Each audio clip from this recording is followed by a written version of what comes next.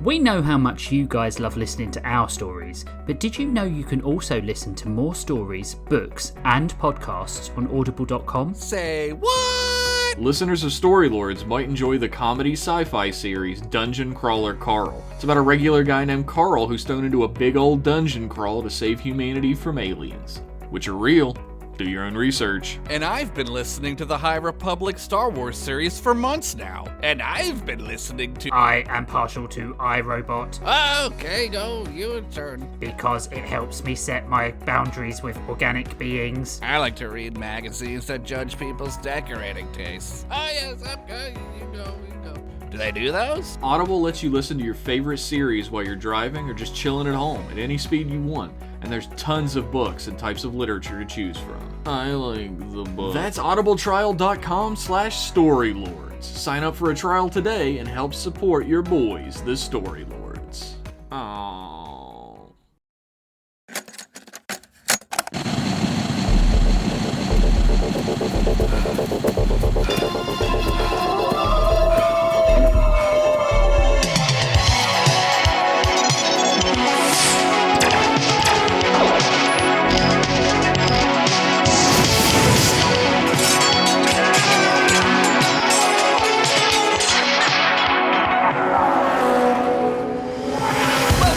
Story Squires to Story Lords. We took a little break, mainly due to illness and my life being very busy, but we are back. This guy's got a wife. Oh, wow. Yeah. Oh man.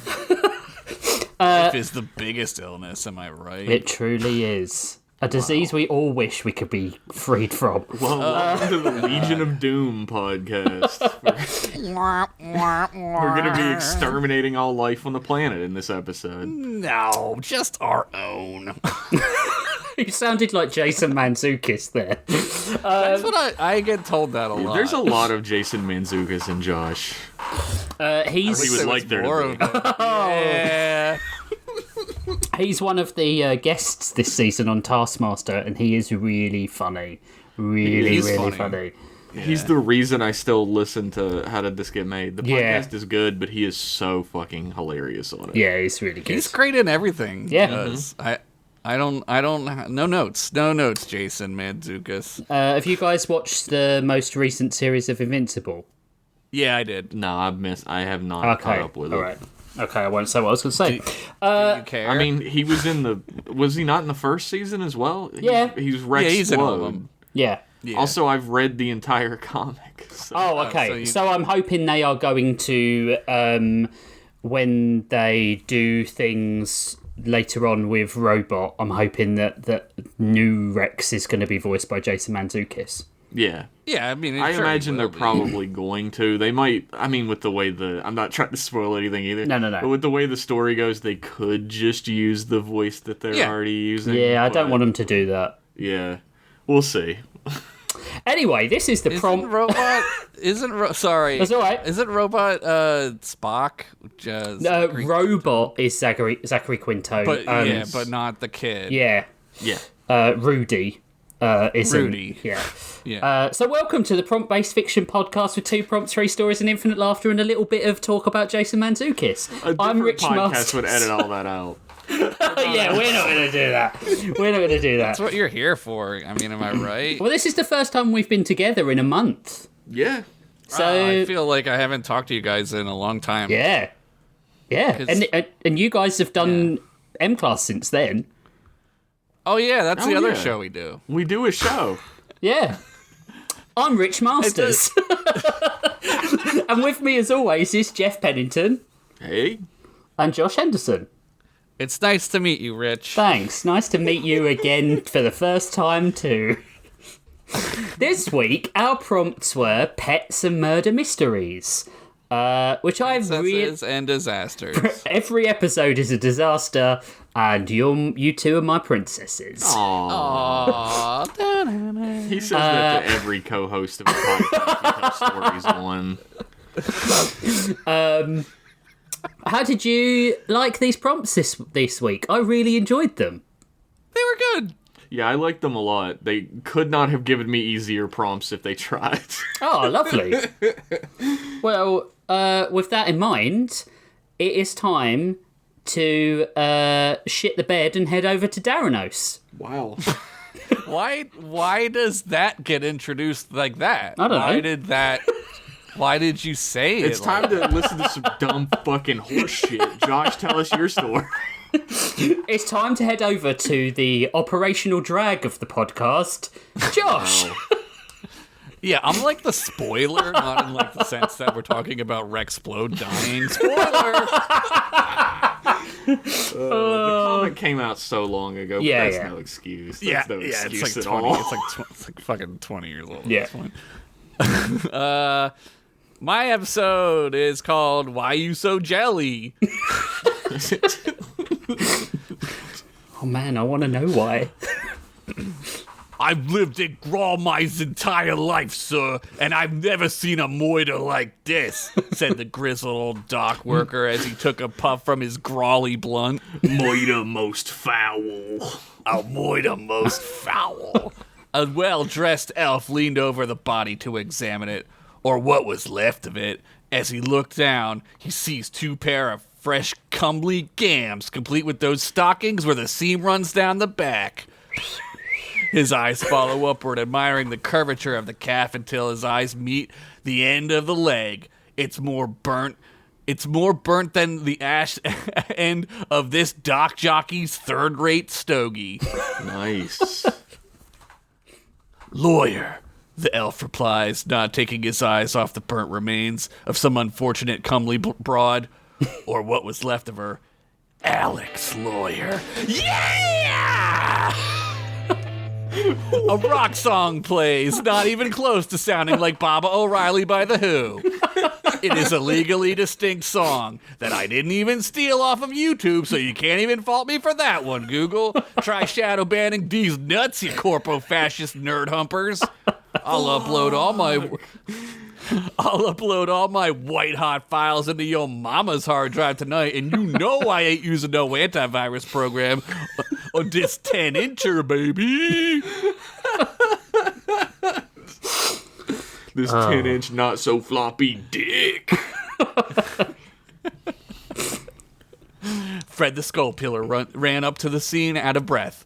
Alex Lawyer uses his quilled pen to remove a single gold ring from the ashes where this poor prostitute's hand used to be. Oh, what? Fred says over-exaggeratedly. The fuck went down here, boss? Fredo, I need you to run an all-see trace on this thing. I'm sensing magical properties. Then take this down to the boys in psychometry. Find out where this ring was all night last night. Alex said, handing Fred the quilled pen without looking at him. You got it, boss, Fred said, turning to go do his job. Oh, but one more thing. Yeah, Fredo, what is it? Alex said, finally turning to his partner. I usually like my gals well-aged, not... Fred looks at the camera. Well done. Yeah! God, this is a good show. The totally not Baba O'Reilly song plays again as the director yells, "Cut!" Demi was sitting on the couch, her cot, stuffing cheese noodles into her face and watching the episode with fascination. The GSI marathon will continue after these messages from Potion Cola. The all-see narrator said. God, Potion Cola is a good idea. TM. That's ours. Potion Cola. That's ours. Do not steal. Do not steal. Fred walked by the door and peeked in. You're still watching these old GSI episodes, huh? He said with a chuckle. You were so great in them, Uncle Steakums, Demi said with a mouthful of gross kid food. Yeah, Fred admitted humbly. They did fire me eventually after I kept shouting out catchphrases at Alex Lawyer. You know, that was actually his real name. What kind of fucking stupid-ass name is Alex Lawyer? It's like your first name and then your last name is just a loosely related thing that you did, Fred Skull Peeler said unironically. I still think original GSI is the best. Zemi interrupted him because she didn't care. Way better than GSI Diami or GSI South Daranos or GSI The Haunted Woods of Narv or GSI Heck Level 7492 or GSI New Orleans. Even worse than heck level. I knew a regular place was coming, but it still fucking made me laugh. You guys have been hanging around. We need to take another month off. You guys are used to me. Yeah, we had fun on that show, but my acting days are over, Fred said, patting Demi on the head. You know, when you master something so fully, it's best to retire at the top and never, ever try doing it ever again. Kind of like getting fired from a podcast before your time. And then coming back to do another version that it's better, but nobody cares. This one's getting a little too real. I sobbed a little bit there. Demi said, half paying attention to Fred. Slorp! Oh, God, what is that smell? Fred asked as he held his nose. Oh, yeah, I think Jelly might be sick, Demi said as she went over to his terrarium. As she opened the lid, she looked down to see where Jelly would normally be sucking on a key or a finger or something, but instead she saw a sizzling hole that went right through the bottom of the land aquarium and through the floor below. Land aquarium? That's what it is. It's a terrarium. It's a land aquarium. I want them to just call them that from now on. Why didn't they? It was right there. It was right there. Hey, that's my bit, Flyman yelled from the basement, his whiny, tinny voice annoyingly coming up from the very hole Jelly had just made in the floor. Ah, well, nobody even knows I'm down here anyway. Who cares, he said. And nobody ever did. I think we should take him to the vet, Demi, Fred said, trying to drown out Flyman's girlish crying. I wasn't sure if there was that here, you know, Demi admitted. I sort of assumed everyone here just, like, ate their pets or sent them off to a farm up north or found that rat with a gun, and not since the 6950s, little warrior. Not since the 6950s, Fred said gently. I wish someone would send me to a farm up. All right, let's go, Fred interrupted Flyman, because he was frankly tired of hearing him at this point. He's the king. It's a complete shit show, Maya Pizza rubbed his pizza greasy ass bridge nose. Pods were all around the crime scene. Some were covering their faces with cloth and posies. Others were straight up vomiting in the corner, like Jeff. I didn't write that, but I know you didn't write that. It fits. I am hanging on Sid? with a fucking prayer right now, guys. we're making it. Sid leaned down and saw two perfectly cut 24-inch python arms that must have belonged to an orc or maybe a really green regular guy or something. I don't know. He followed the arms to their end where he saw the meat melted from the bone, which led to what used to be this poor soul's head, which was now a puddle of slorpy goop. Like someone had left a bowl of Chef Boyardee in their room for too long after being sick and home from school. That's too real. Don't ever do that. A POD tried to look again, but puked up everything he ever ate, like Jeff. You tempted fate, Josh. This is... I wouldn't know where to begin with this one, Mr. Mayor, Sid said, trying to hold his nose. Do you know who this is, huh? Do you, Mr. Hero? Mayor Pizza said. Mayor Pizza was laying into Sid for no good reason, the stresses of the job having caused this trip down Nervous Breakdown Lane. Chisel Beef Sweat? Sid replied. What? Who? Mayor Pizza yelled. I just made up a name. I don't know who this is. His face is paste.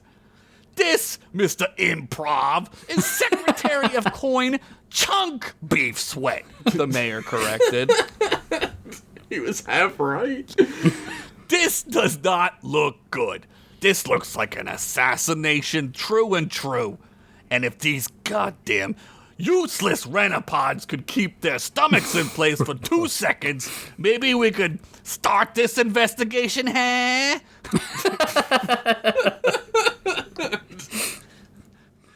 You sure you can trust these guys, Mayor? Sid said as he side-eyed two PODs who were talking in the corner. As he spoke, they stopped and turned to glare at him. I have no choice, the mayor admitted rather calmly. They're the only defense I have against a full-blown Grawl riot. And as much as we love a good Grawl riot, the Grawl Screeching Hawks haven't even won the Stupor Bowl yet. Go points. Go points.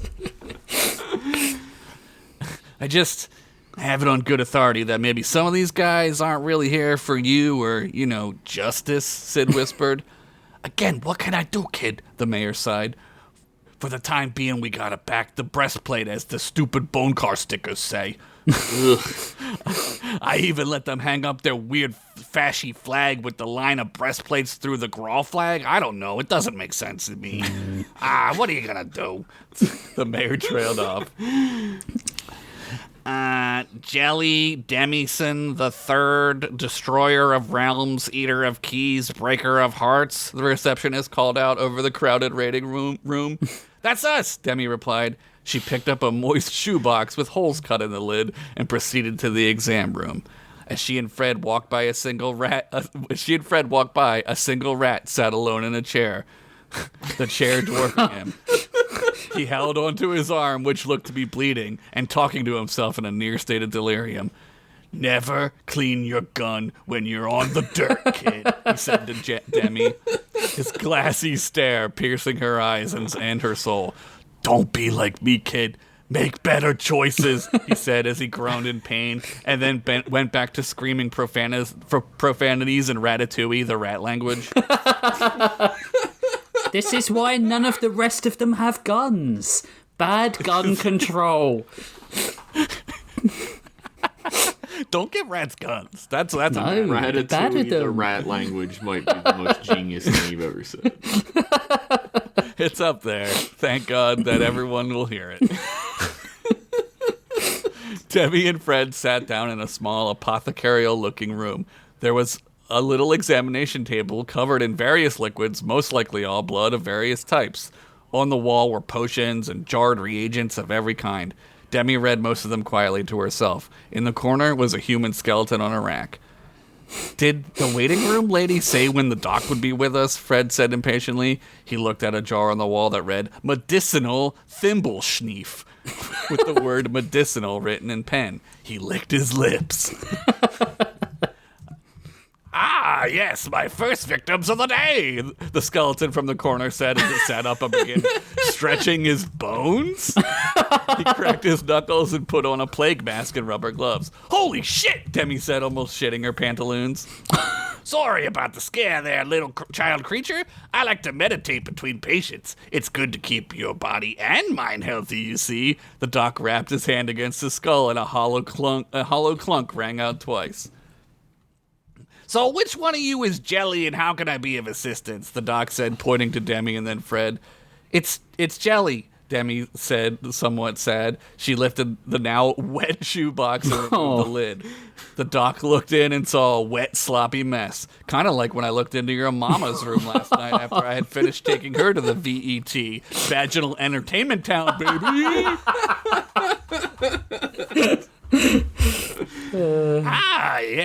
Yes, the doc said as his jaw just kind of rattled around. Gelatinous cube, or in this case, gelatinous sweet potato shape?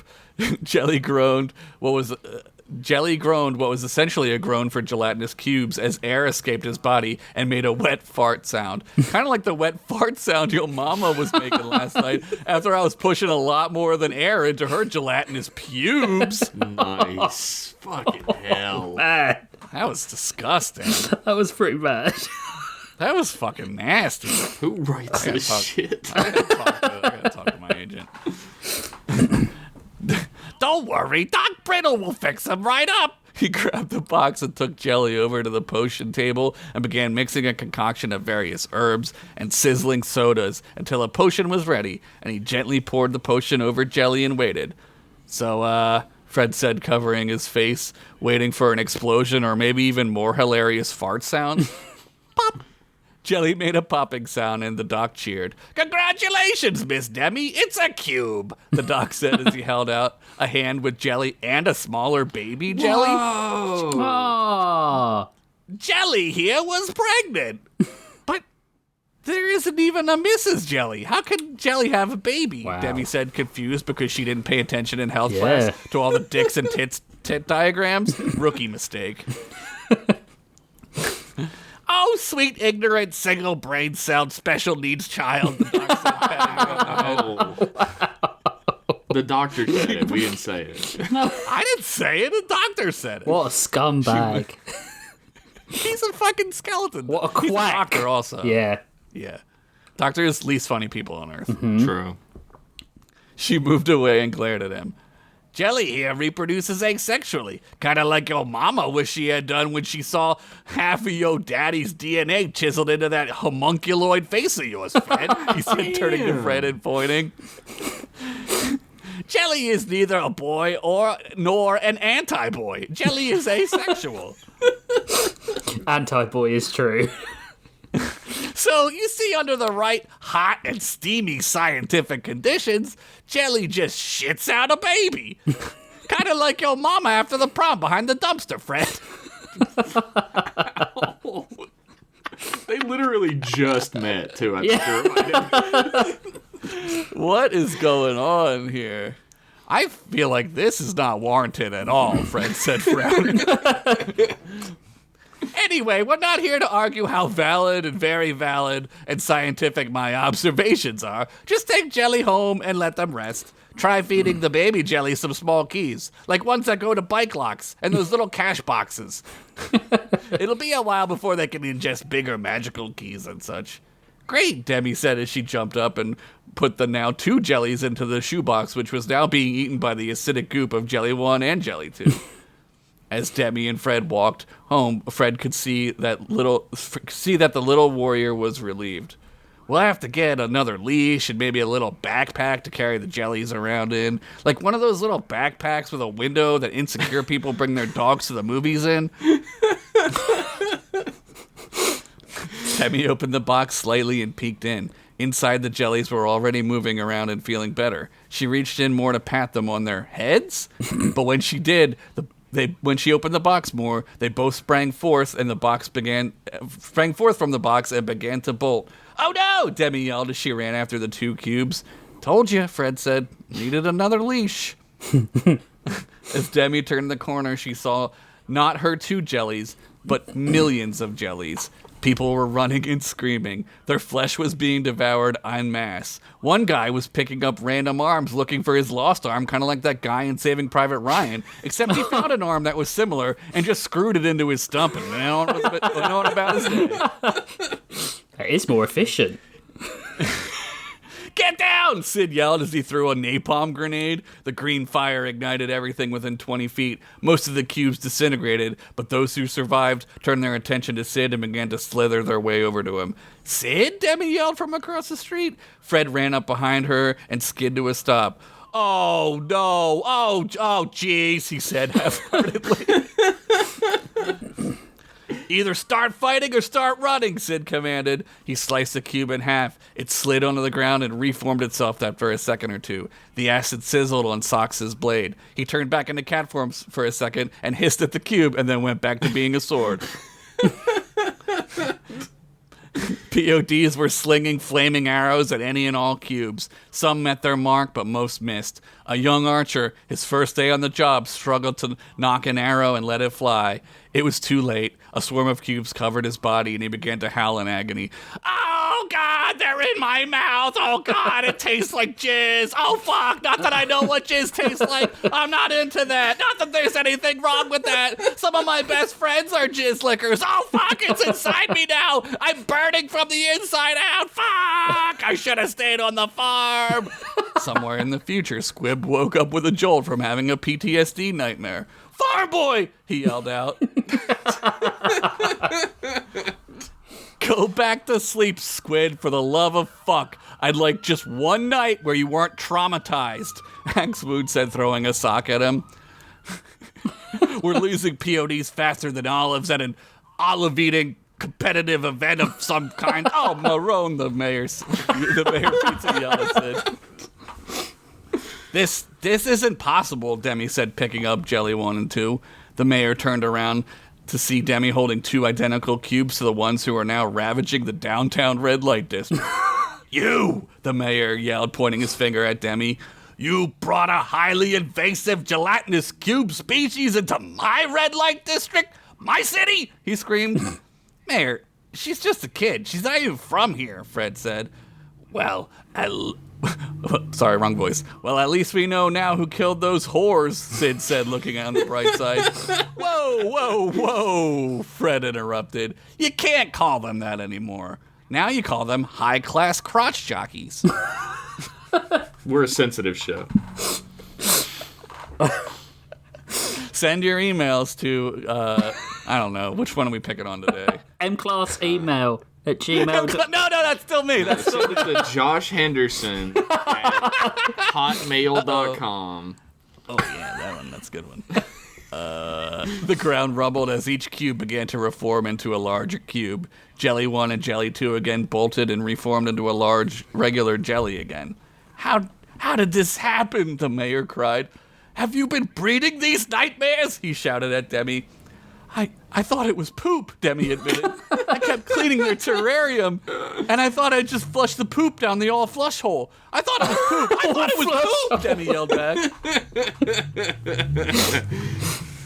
The jellies were now one jelly, a 100-foot-tall gelatinous cube, which was now making its way out of the city. It slithered slowly as paladins gave chase. They shouted and threw their swords, demanding that the cube cease and desist.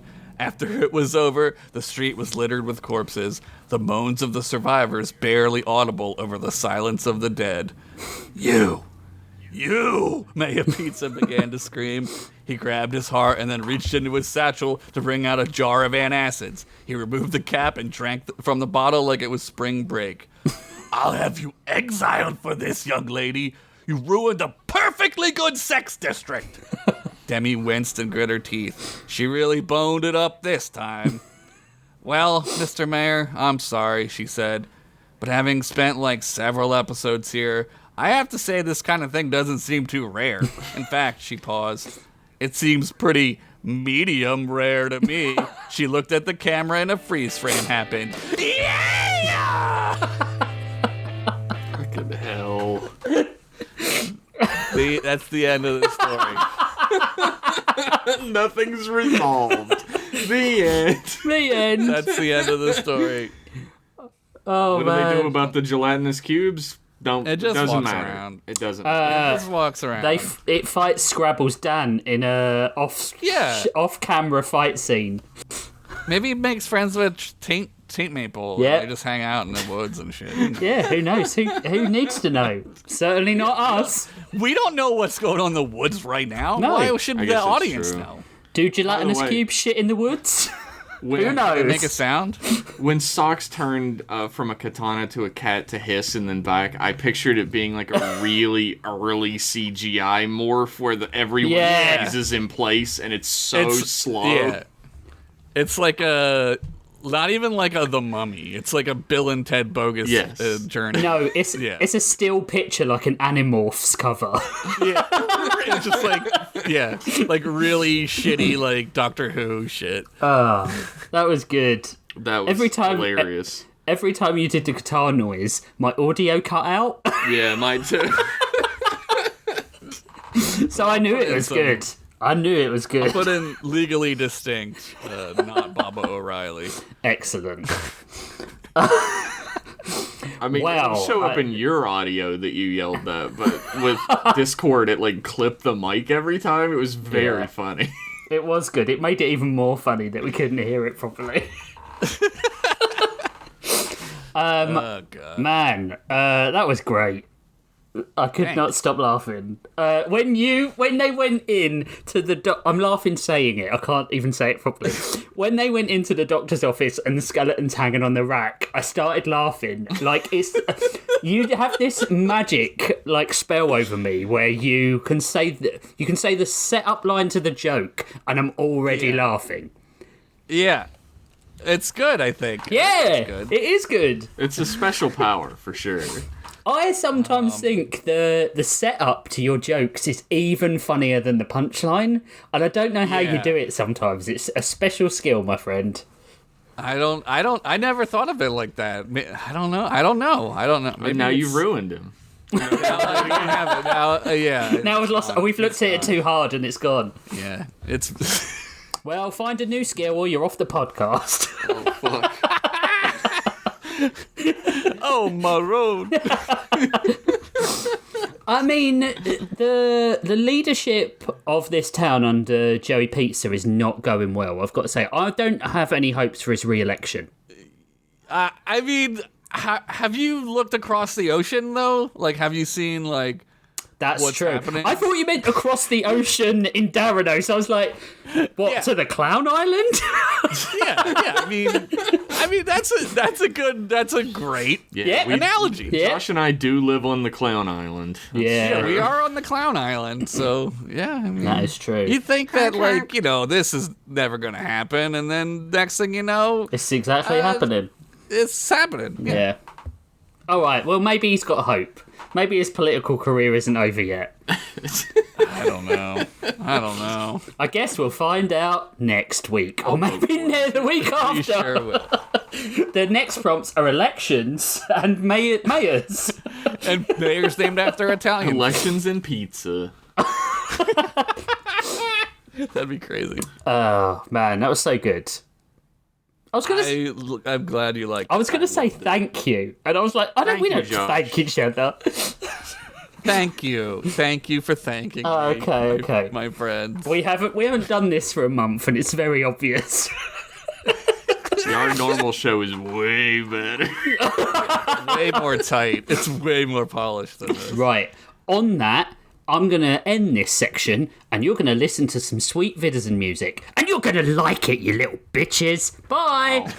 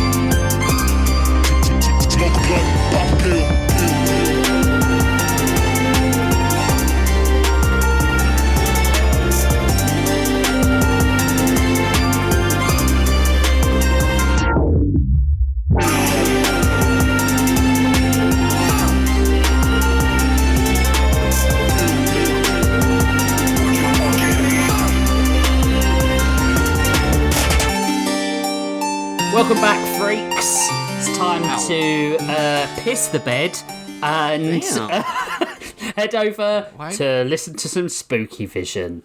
Why does he only get to clean up piss and I had to clean up shit? Yours is a hard turd. You don't have to worry about it. You just scrape it off. You don't have to. All right. You got to wash the sheets as well. All right, Obviously. this is not a good show. Let's let's just get let's right get back into on it. track. Don't ask questions if you don't want to peer behind the shitty, pissy curtain. Shitty pissy curtain. I have to just jump right into mine first. Okay. Last time on the far-flung future adventures of Captain Gauss Feed Splitter in the world of next Tuesday at around lunchtime, our heroes, the intrepid crew of the ISS Munchausen's by proxy, found themselves at the mercy of the despicable Lord Malware, the villainous archenemy of Captain Feed Splitter and his unstoppable giant purple space laser. How will our heroes make it out of this predicament alive? Stay tuned for... click. That's enough of that. You did the same thing I did. The Werewolf of Wall Street, a Frankenstein... 10 out of 10. From the case files of Adam Frankenstein, private investigator, New York, New York, spring 1935, entry 12.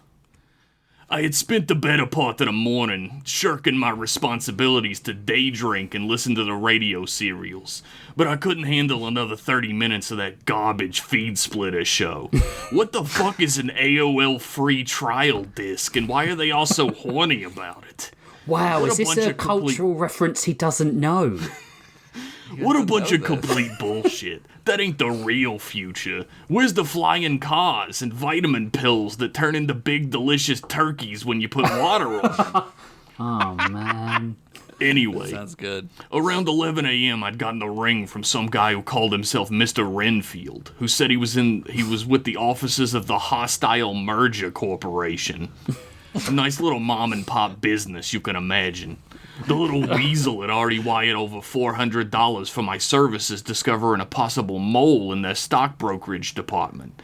That's like $37 million. No, I don't know jack shit about stocks, but $400 is a lot of money in this time period whenever this is set.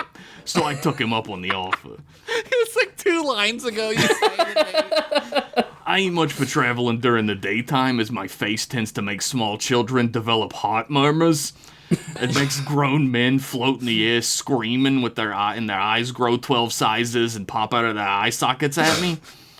So I offered my services for the evening. The little man on the phone let me know that's exactly when they needed me to be there.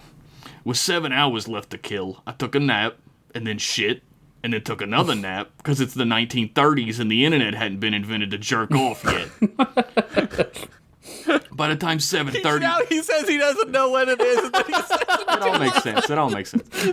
brilliant. By the time 7:30 rolled around, it was just getting dark enough for me to fuck off and actually earn a living.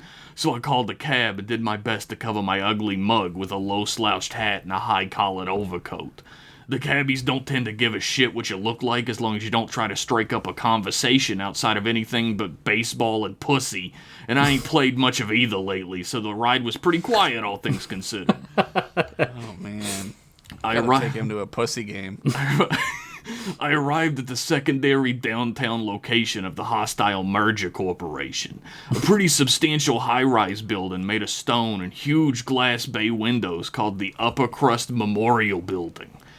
I could only imagine the size of the cummerbund on that fat fucker that died and wore into this kind of tombstone over his bloated, rich corpse. None of my business, I supposed, and went on in. He's getting a little horny about that. The receptionist was aghast at the sight of me, but she didn't run screaming for a pitchfork or a torch, so I considered it a win in the social interaction column. I'm sure there are a few people listening to this right now who can relate to that. There's definitely somebody reading it out loud right now who can. Still, she looked up at me from behind Coke bottle lenses with a quivering lip and tapped the clipboard on the desk in front of her with the end of a pen. Sign in, please. Mr. Gray has been waiting for you. Mr. Frankenstein, I replied while doffing my hat and tucking it into itself before stashing it in the inside pocket of my overcoat. It's a family name. Sort of. She swallowed hard, trying to feign a smile and failing. Of course, Mr. Frankenstein. She watched me write my name down with some fascination that caught me off guard, trying to keep casual as she did by remarking, I like your movies. I just saw a pre-screener of the one about your wife. I don't get a lot of residuals from those, if you can believe it. I managed to quit back, though the thought of there being multiple sources of bullshit for people to pry into my shitty life wasn't making me feel the most jokey at the moment. Oh, man. What a sad life. Which way to see Mr. Gray? Oh, just around the corner, sir. There's an elevator that leads up to the 13th floor, straight away. His office takes up most of the floor. The receptionist returned in an all business-like voice to let me know she was picking up my discomfort and taking it about as well as a mouse takes a mountain lion's. Thanks, I managed to mutter, lumbering off toward the direction I'd been pointed at like an obedient beast of burden.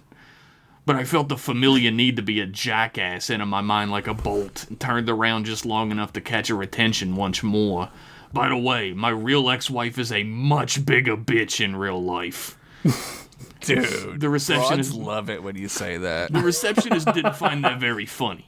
I did, though, so at least half the audience liked it. Maybe the movie would do that well. The elevator I was instructed to haul my giant ass up was smaller than I'd imagined, and I felt like ground meat being shoved into a sausage skin trying to stuff myself into it and get the grated door shut so it would operate. By the way, stuffing too much meat into a sausage skin is what your mom calls Saturday nights with the community college intramural football team. It's like a reverse clown car down there. Car. Anyway, the ride was about as smooth as you could imagine, given that metaphor, and then I found myself being born again for the first time out of the tight gateway into the 13th floor. That's a pretty smart joke if you keep in mind my whole deal as Frankenstein's monster. Anyway, again. The opulent office began right at the elevator offload, with marble floors reaching into the distance, matching the white marble pillars that lined either side of a gigantic red carpet, which led all the way across the expanse to a set of double doors in the distance. Each pillar had a vase on it, beautiful and luminous in the high museum lights above them, and beyond each, going both left and right across the room from the carpet, were row after row of glass cases, which were filled to the brim with memorabilia of the company, as well as fine art sculptures of gold, brass, and stone. Massive paintings lined the walls of jowly old honkies scowling down at me as I passed between them towards the actual office. At the end of this exhibit, on personal hubris, I tried not to notice the eyes follow me as I went. It normally takes a hell of a lot to give a walking flesh pile ghoul the heebie-jeebies, but for some reason this place was doing the job at that moment. Before I'd even had a chance to knock on the doors, they slowly and quietly slid open, as if moved by invisible hands, revealing on the other side of them an office just as opulent and gaudy as the museum on the other side of the wall. A massive oak desk, finely carved on 8 oak chairs surrounding it on one side, and a huge cushy chair on the opposite for the most important man in the building to sit. A crystal chandelier hung above, a fine cashmere roll below. Even the massive portraits of dead crackers continued unabated across the walls, giving their sour, hateful looks.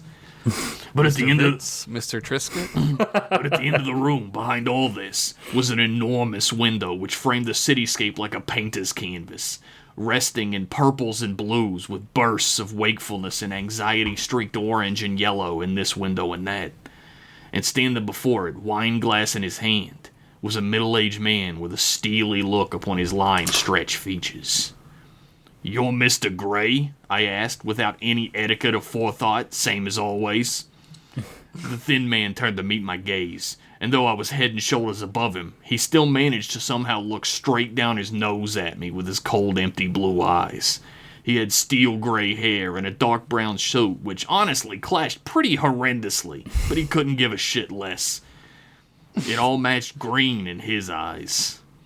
Color wasn't invented in 1930. True. This tutted. isn't black and white. He tutted. "I'm Jonathan Gray, yes, and you are? You're not gonna buy this, but I'm actually Frankenstein. The monster, obviously. From the movies, you know?" I responded again, feeling the imminent need to be a jackass for no reason. "Oh," the man's demeanor seemed to change instantly. He haphazardly slapped the base of his wine glass down on his desk, spilling some of the red liquid down the side as he hurried across the room to meet me. He clasped a hand onto my arm, looking a lot like a child gripping fearfully to his parent's sleeve, and looked up at me with anxious eyes. "Oh, I'm so glad you've come, Mr. Frankenstein. You might honestly be my only hope to stay amongst the living."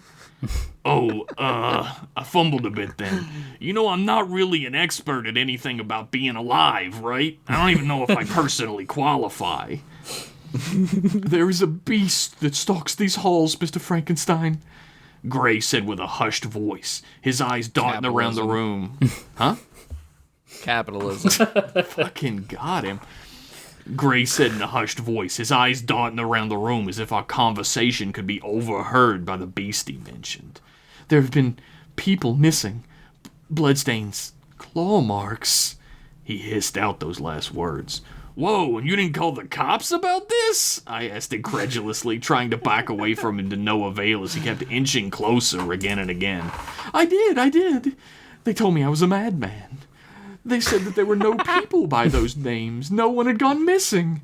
But we who work here on evening shifts know. We all fear the beast." Gray grasped onto both my arms with his fingers, digging into my flesh a little.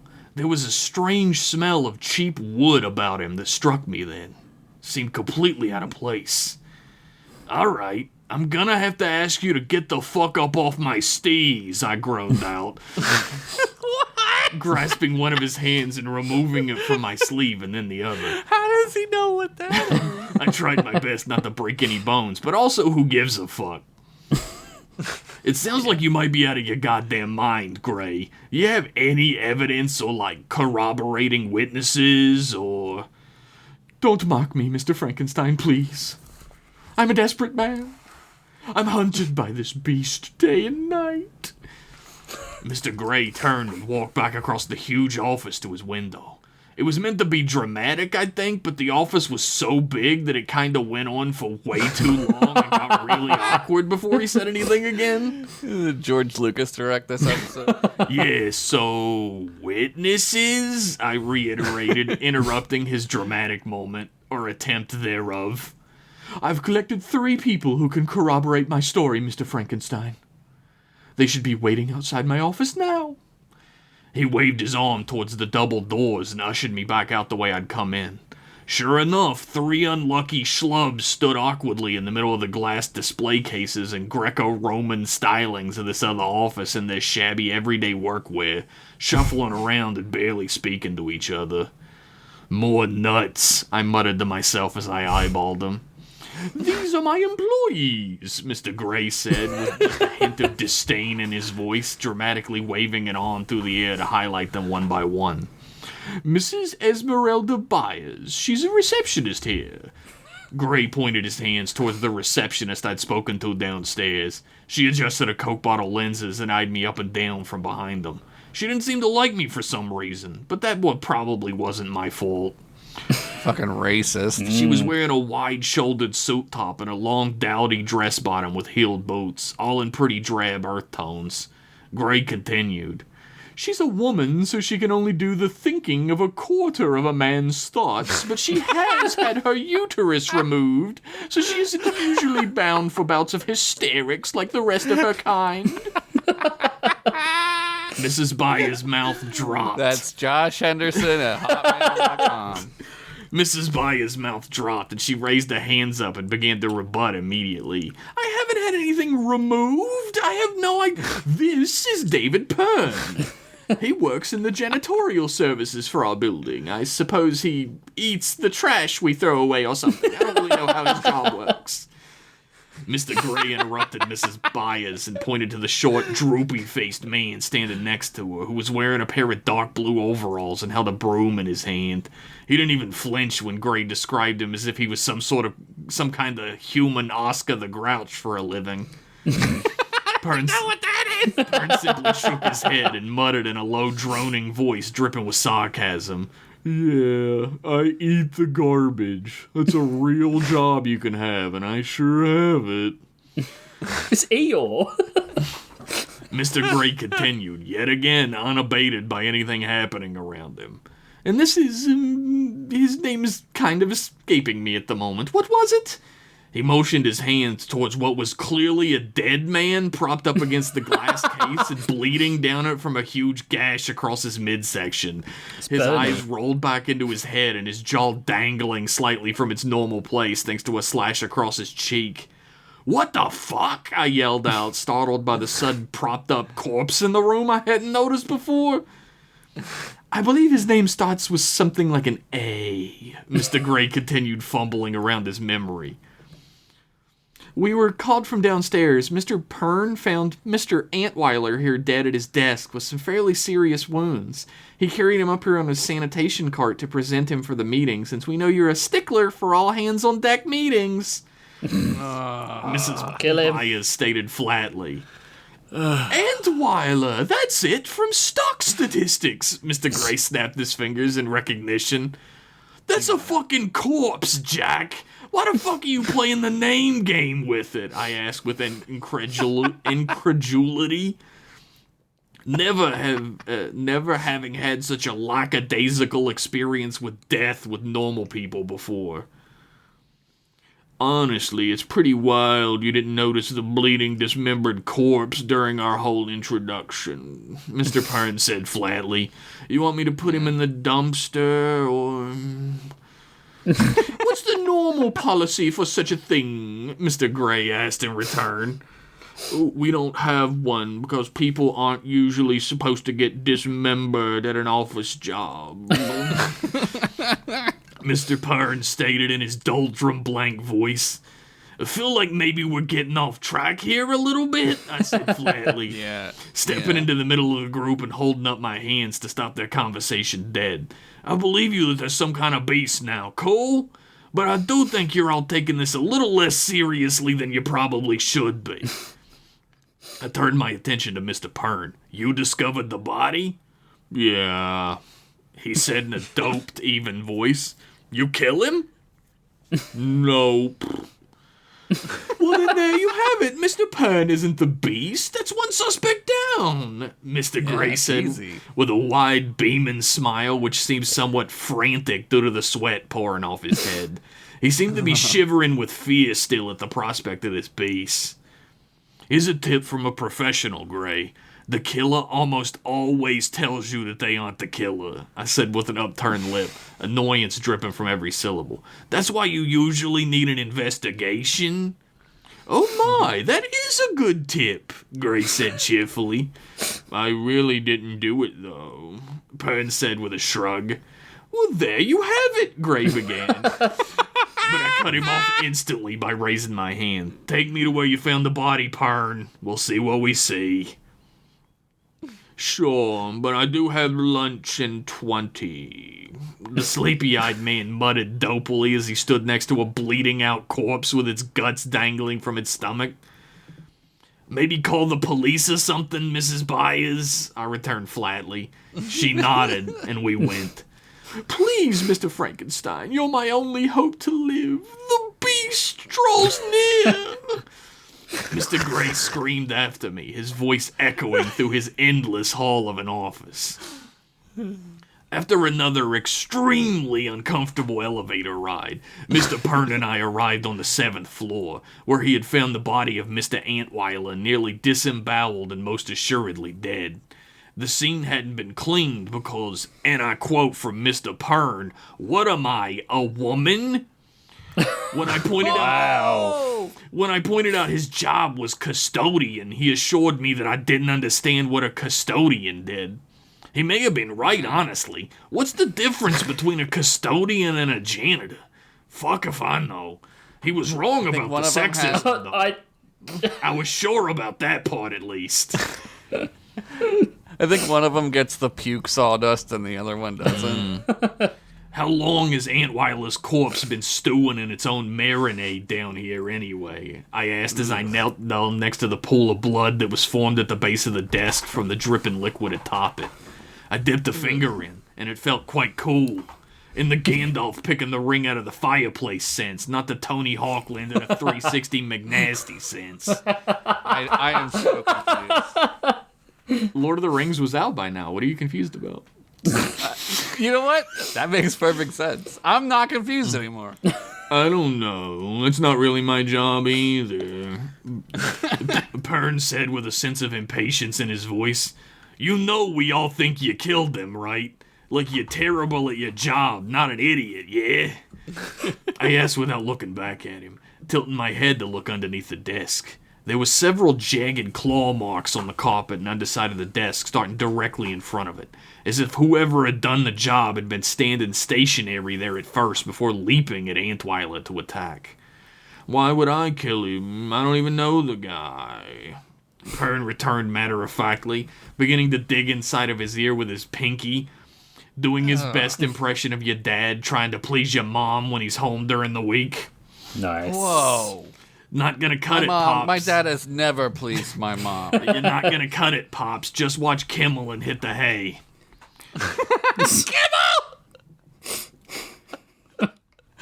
If you're a beast, you're not killing people for a reason, dipshit. You're just feeding on them or whatever, I stated plainly, standing up and walking around to the other side of the desk. A huge piece of wood had been torn from there, and splinters lined the floor on either side of it. Lightning cracked outside the window behind me, and I felt a strange, familiar chill run down my spine. I spun around all at once to peer out the window in the sudden downpouring of rain, and found nothing there looking back at me like I felt assured I would find. The sudden feeling of being watched had hit me as hard as that thunder crack, but now it was completely gone. "You afraid of thunder or something?" Pern asked with mean-spirited joy under his dull voice. Where is this guy from? He talks so weird. "You should love a thunderbolt, because it turns you into a big monster, right? When Dr. Frankenstein put you up in the lightning storm." "Once this job is over, I better not see you in public," I said plainly, shoving my hands back into my pockets and looking further around the room. Pern pretty immediately stopped smiling at that. He also immediately turned and began to walk back towards the elevator. "Where the fuck are you going now? At least ask permission to be excused to go murder somebody else before you leave," I said with a smirk. Again, I really can't help being a dick sometimes. It just comes out of me. Like yesterday's sperm out of your mom, you know? Oh, yesterday's. Clean it Why? up. Why would that? Why? Why would it come out? "I'm going back up to Mr. Gray's office and ask for a raise. If I've got to attend the goddamn Monster Mash now, I at least want a better payment package," he said without turning back, walking around the corner towards the elevators and disappearing. I kicked myself pretty hard in that moment that I got dunked on so successfully without even coming up with a decent comeback. But that overwhelming feeling that I was being watched crept back in on me as soon as I was alone. Not just that someone happened to be standing in the shadows creeping on me or nothing, but that I was being watched by a predator. There was a deep malice in that feeling, but no matter where I looked, I saw nothing in that empty cubicle farm. So I had to give it up and get back to work. The splintered wood created a bit of a trail from Aunt Wyla's desk around the corner towards the penthouse elevator, but stopped just shy of it due to the lack of wood bits to drop. That meant to me that whoever or whatever had broken that desk apart had direct access to the express elevator to the 13th floor, which naturally narrowed down the suspects to everyone I'd met that night, including the corpse with its guts hanging out no one seemed too worried about. He could have done it to himself. I had almost resigned to waiting for the cops to show up so that I could pawn off being incompetent in an investigation on them and go home for the night, when the dead silence of the office complex was shattered by the muffled but blood-curdling scream of a female voice coming from far, far above my floor. "Oh, for fuck's sake," I groaned out as I ran past the elevators and burst through the heavy metal door to the service stairs. "I'm athletic. I'm in shape and all. But I'm also 7 foot tall and 300 plus pounds of dead weight. So even taking the steps 2 by 2, it felt like it took a lifetime. I knew I wasn't going to be bursting through that door to the rescue or nothing. But when I finally did make it to the 13th floor and burst through the door to whatever happened to be waiting for me, I was more surprised than I thought I'd be. Mrs. Bayer's body was in 2 very distinctive chunks of eviscerated human remains, dangling from 2 different glass cases, smeared with blood and guts to the point that none of the important tchotchkes inside would ever impress anybody ever again. At least without a got her thorough uterus removed. At least without a thorough cleaning. That was all bad enough. But standing in the middle of the room, reaching almost my height and covered from head to toe in blood-matted gray fur, was a real-life fucking werewolf. I knew it! I suppose by this point I probably should have just resigned myself to the fact that all this ghosts and goblin shit is 100% real, but every time a new fucking ghoul pops up or it turns out Bigfoots are real and shit, it just rocks me to my very core. I don't know, man. I know it doesn't make the most sense because I'm Frankenstein's monster and all, but some of this shit just doesn't seem plausible that turns out to be real, so give me a fucking break, right? The thing was heaving breaths out, a haze of hot mist hissing out from between its razor-sharp teeth the size of a normal man's fingers, as the skin around the beast's mouth curled back and forth with each breath, stretching and seizing against its inhuman, elongated muzzle. But it wasn't moving. The small, pure white glowing eyes, like little flashlights, were pointed right at me with an intensity that read as nothing but bloodlust, but it stood perfectly still. Flashlight is a torch, Rich? Yeah. Okay. Mr. Gray, I stated plainly. The beast took a step back, its slathering jaws moving with an inhuman cadence, the violent growl from within it shaping itself, despite the sputtering of blood out from between its giant fangs, into some semblance of a voice that came from so deep within its throat that it almost seemed like the human that used to be Jonathan Gray was trapped deep down within it. Yes, was all it managed to sputter out. There was a strange sadness in its twisted speech, and finally a recognition in its beastly features that seemed all too familiar to me at that moment. The werewolf finally recognized who it was, and that it was an abomination. You're not responsible for what you've done. I tried to cajole him, walking to the side with a steady, slow gait. If this is anything like that movie with the werewolf, we can cure you. Probably. I bullshitted to the best of my ability, trying to close the gap between me and Gray with each heavy boot fall. I just needed to get close enough to get him into the headlock, you know? But I never got the chance. Pern ran in out of nowhere. I hadn't seen him move that fast before. I'd been busy reevaluating my worldview for the 12th time in the past year, so sue me. Pern had his broom held aloft like a halberd and swung it down into Gray's misshapen, asymmetrical canine features with all the man's might. The broom handle even broke off and sent the head flying from the force of it, all accompanied by Pern's righteous screech of victory. I'd never seen him this excited for anything except his lunch break.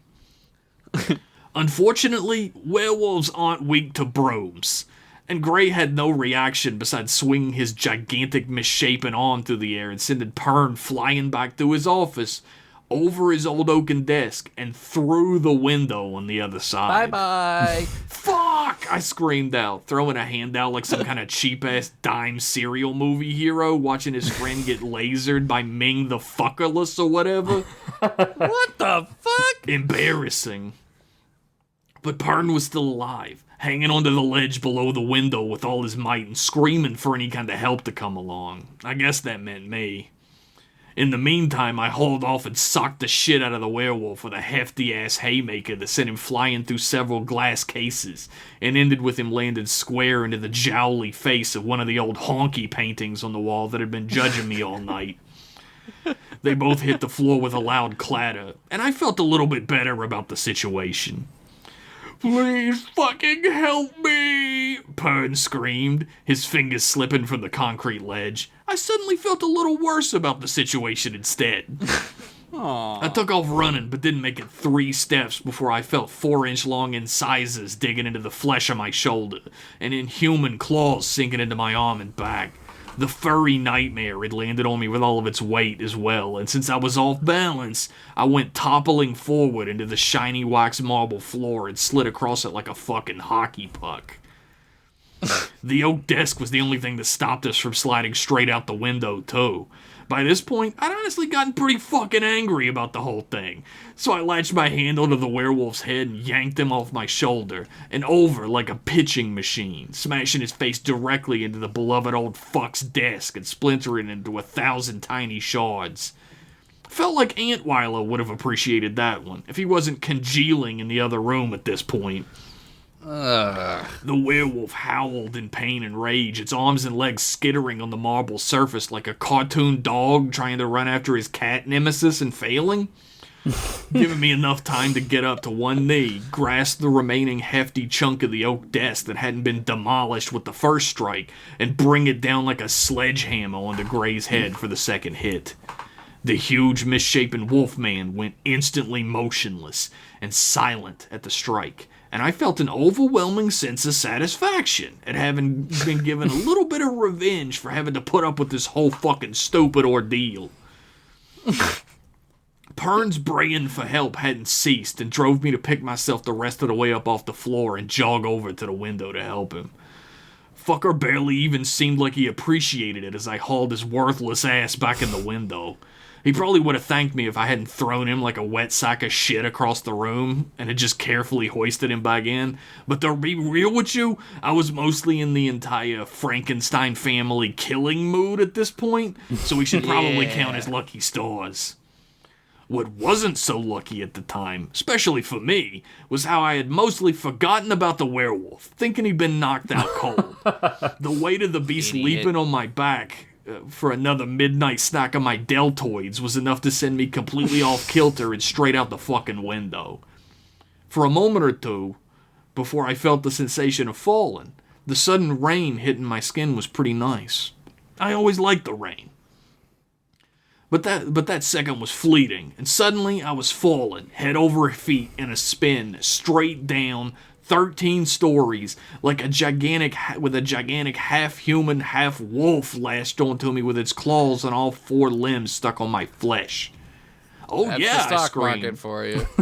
Oh, yeah, I screamed. Fuck you, of course I did. That shit was fucking terrifying.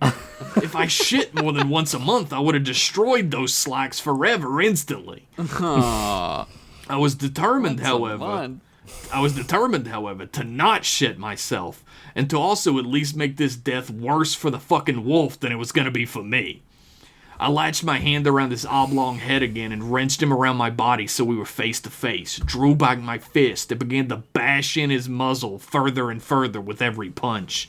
I could barely register what was happening, but I don't think I'll ever forget splintering teeth flying off in every direction with massive globs of blood from his muzzle. Jesus. I would have caved that stupid beast's entire fucking face in on itself if I could have gotten off that 4th punch, but we hit the sidewalk first. I was pretty sure I died. It was dark and cold, and I couldn't see or feel anything else. For a long-ass time, actually. But then I felt the rain again. I stirred slowly at first, but eventually enough to open my eyes. The sky was cloud-streaked even at night, and it was bright enough in the streetlights to watch the rain as it patted down on me from above. The sound of the concrete meeting the raindrops was a symphony for me in that moment. I was alive. But did that mean... I jolted up all at once and looked around, down the empty street in front of the Upper Crust Memorial Building, finding nothing waiting for me any longer. There was no sign of the werewolf. I was sitting in the middle of a shallow crater in the pavement, a spiderweb of deep cracks reaching out from one sidewalk to the next, a car even overturned on the side of it, and yet there wasn't even any fur in the bloodstains that surrounded me. Then the pain hit me. God damn, the pain hit me. I've gotten roughed up pretty fucking bad 100 times even in my life for sure, but that was a whole different dimension. I could feel broken bones all over me, especially my ribs and around my shoulders and lower back. Splinters inside of me that dug into the meat and caused me to wince and groan. I guess that's the other side of being alive, huh? Yeah. A small voice hit my ears like the first time I'd ever heard someone speak. It split the drone of the rain and shocked me back to reality. I turned my head, feeling something pulling my neck I knew I'd have to deal with on top of everything else later.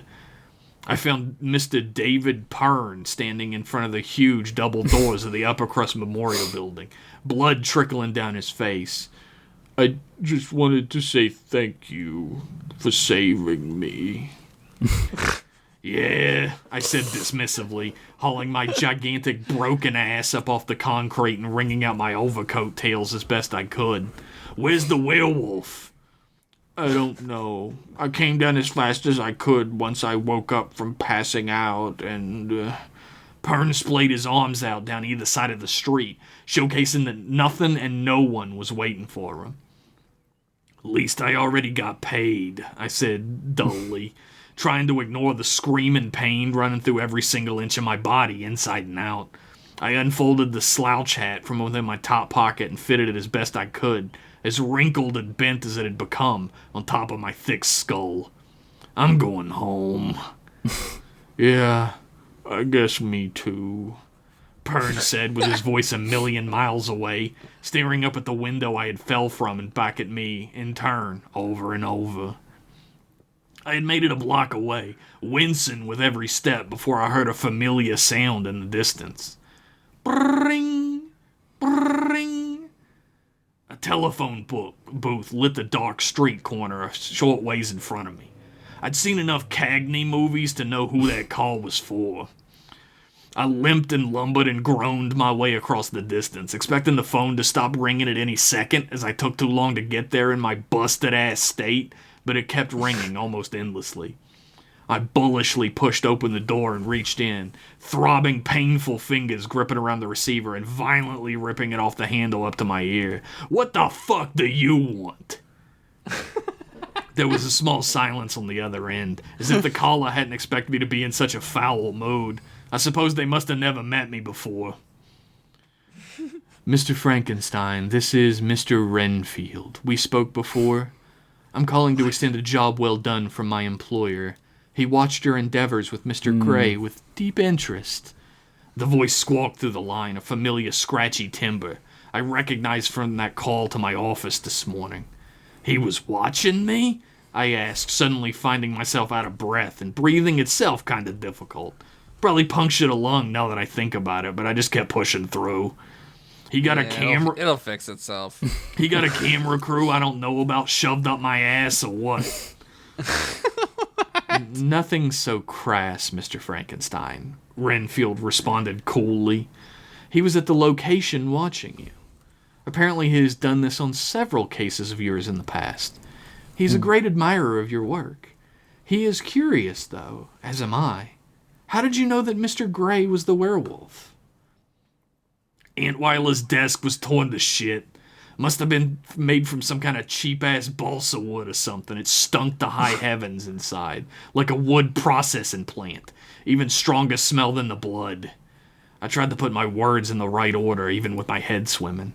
When Gray had been slobbering all over me about finding the beast, he smelled like the floor of a wood shop. Not really the going cologne for the Wall Street jet set.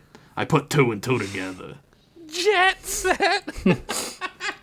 Absolutely fascinating. My employer was right about you, Renfield hissed with excitement into the phone. "What company did you say you worked for, Pally?" I asked, still wincing to myself.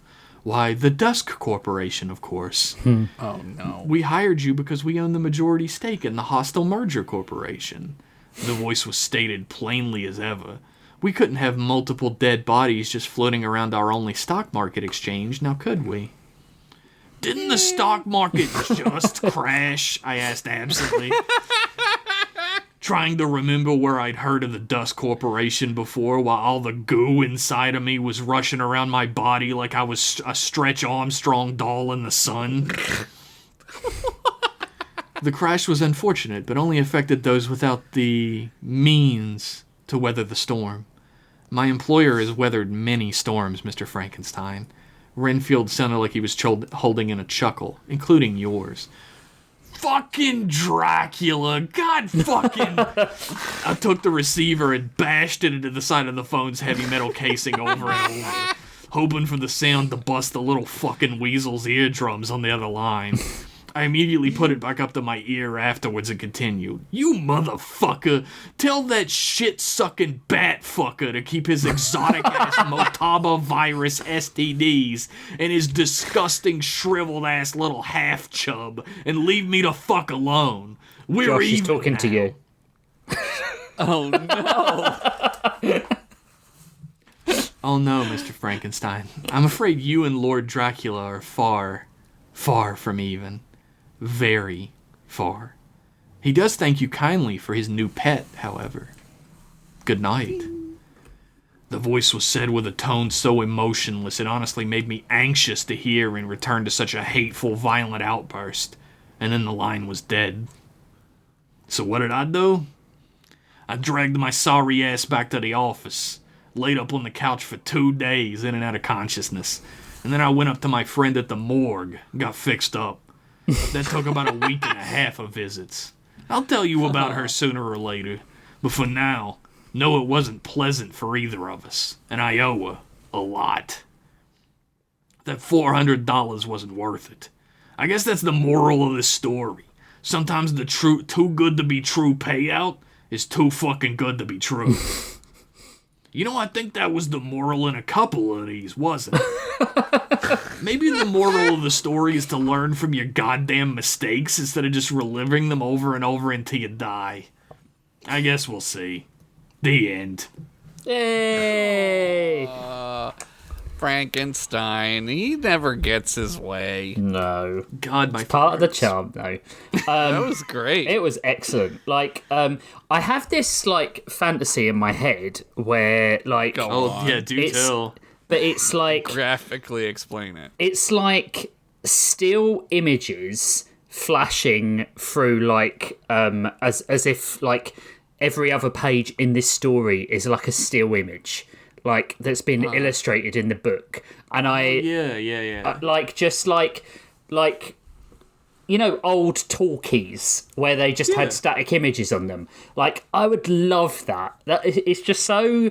Yeah. It's so noir, black and white that I just see, like, monochrome images of this story as you're reading it. Yeah. They didn't do a whole lot Yeah. of Frankenstein fist fighting a werewolf in the No. noirs, though. No, but They should have. yeah, maybe they should have. Fucking Dracula's back. Man, it's always Dracula. Yeah, was Dracula ever gone? Is Yeah, the question. true. He's Yeah, omnipresent. is Boris Budsuck ever gone? Yeah, he's dead. He's permanently dead. He's dead. Oh man, that was More good. like Boris Buttsuck. Oh, fuck! I'm out of a job if he keeps this up. You said earlier that you weren't convinced you'd put enough jokes in it, and the story was long. I kind of feel like that's why you thought that, but I'm glad you didn't. I'm glad you didn't That's overload sort it of what with I jokes. decided at a certain point. I was like, I want to, like, there's jokes in it. It's enough. Whatever. Yeah. I care more about the story this time than I do the jokes. Yeah. Sometimes it's either or for me. Yeah, of course, and I'm glad you did because it was really good. Thank you. I hope that everyone that's been asking me for a new Frankenstein PI is happy with this one, because I think this am. is one of my better ones. They'll never be happy, Jeff. There was an actual mystery in this one with one clue. Yeah, it was good. I liked Gray. He was really good. I hope he comes back not as the werewolf, just his annoying idiot self. I did love his voice. Yeah. Dracula does have him now, so whatever Dracula plans to do with him, I guess we'll find out in the Renfield future. better watch out. He's gonna be out of a job. Has he got a mummy starring Tom Cruise? Oh fuck! There was yeah. already a Frankenstein PI Yeah. versus the Mummy. That was the first one. Yeah, but there could be another mummy. I guess it's true. two mummies. I've been trying not to repeat monsters, but I guess that's true. I could do the Mummy. I have a little list of, like, classic monsters I haven't done yet. It's like True Blood. Just bust them out. There's tons of mummies. They drink mummy blood. Dust. What? Mummies don't have dust. blood. Don't they? I mean, Crack. eagle-eared listeners of the podcast might know what Dracula's up to already. He's making a team, an A-team of monsters. Monster Squad. Monster Squad! Wolfman Eagle-eared has nards. eagle-eared listeners already know the name of what Dracula's doing. Monster Squad. It's not the Monster Squad. It's a legally distinct name. Spooky Squad. Spooky Squad too. I already stole the Spooky Squad. The new Spooky Squad. This is the Legally old distinct new Spooky Spooky Squad. Squad. Yeah, we're in litigation for a settlement. If Oh, you man. found that story overlong and boring, just wait for the next one. Yeah. It'll get worse. It's gonna be longer. What a fucking sell. On that, we're going to take a quick break and we'll be right back.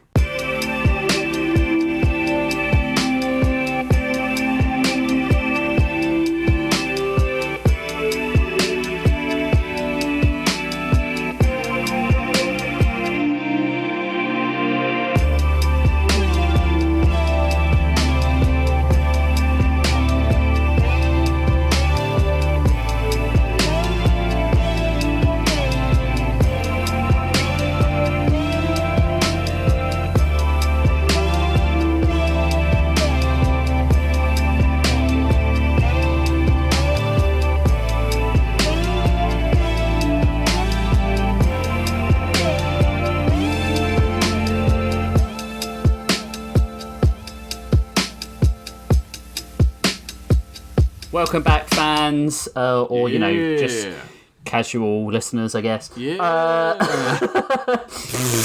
We are heading over to Omniverse for part 3. I do need to tell you guys that there is a trigger warning for this story. I'm being genuine. There is mention of sexual assault in this story. So if you don't want to hear that, you're not comfortable with that, then I am not offended if you want to turn this off, okay? You two can't, but the listener, Yeah, I mean. we have to fucking deal with it. Great. If you like ask someone in the Discord, I'm sure they'll give you the crib notes on what happens in this story, so you don't miss anything. Yeah. Ask Evan. He wrote it. He changed it.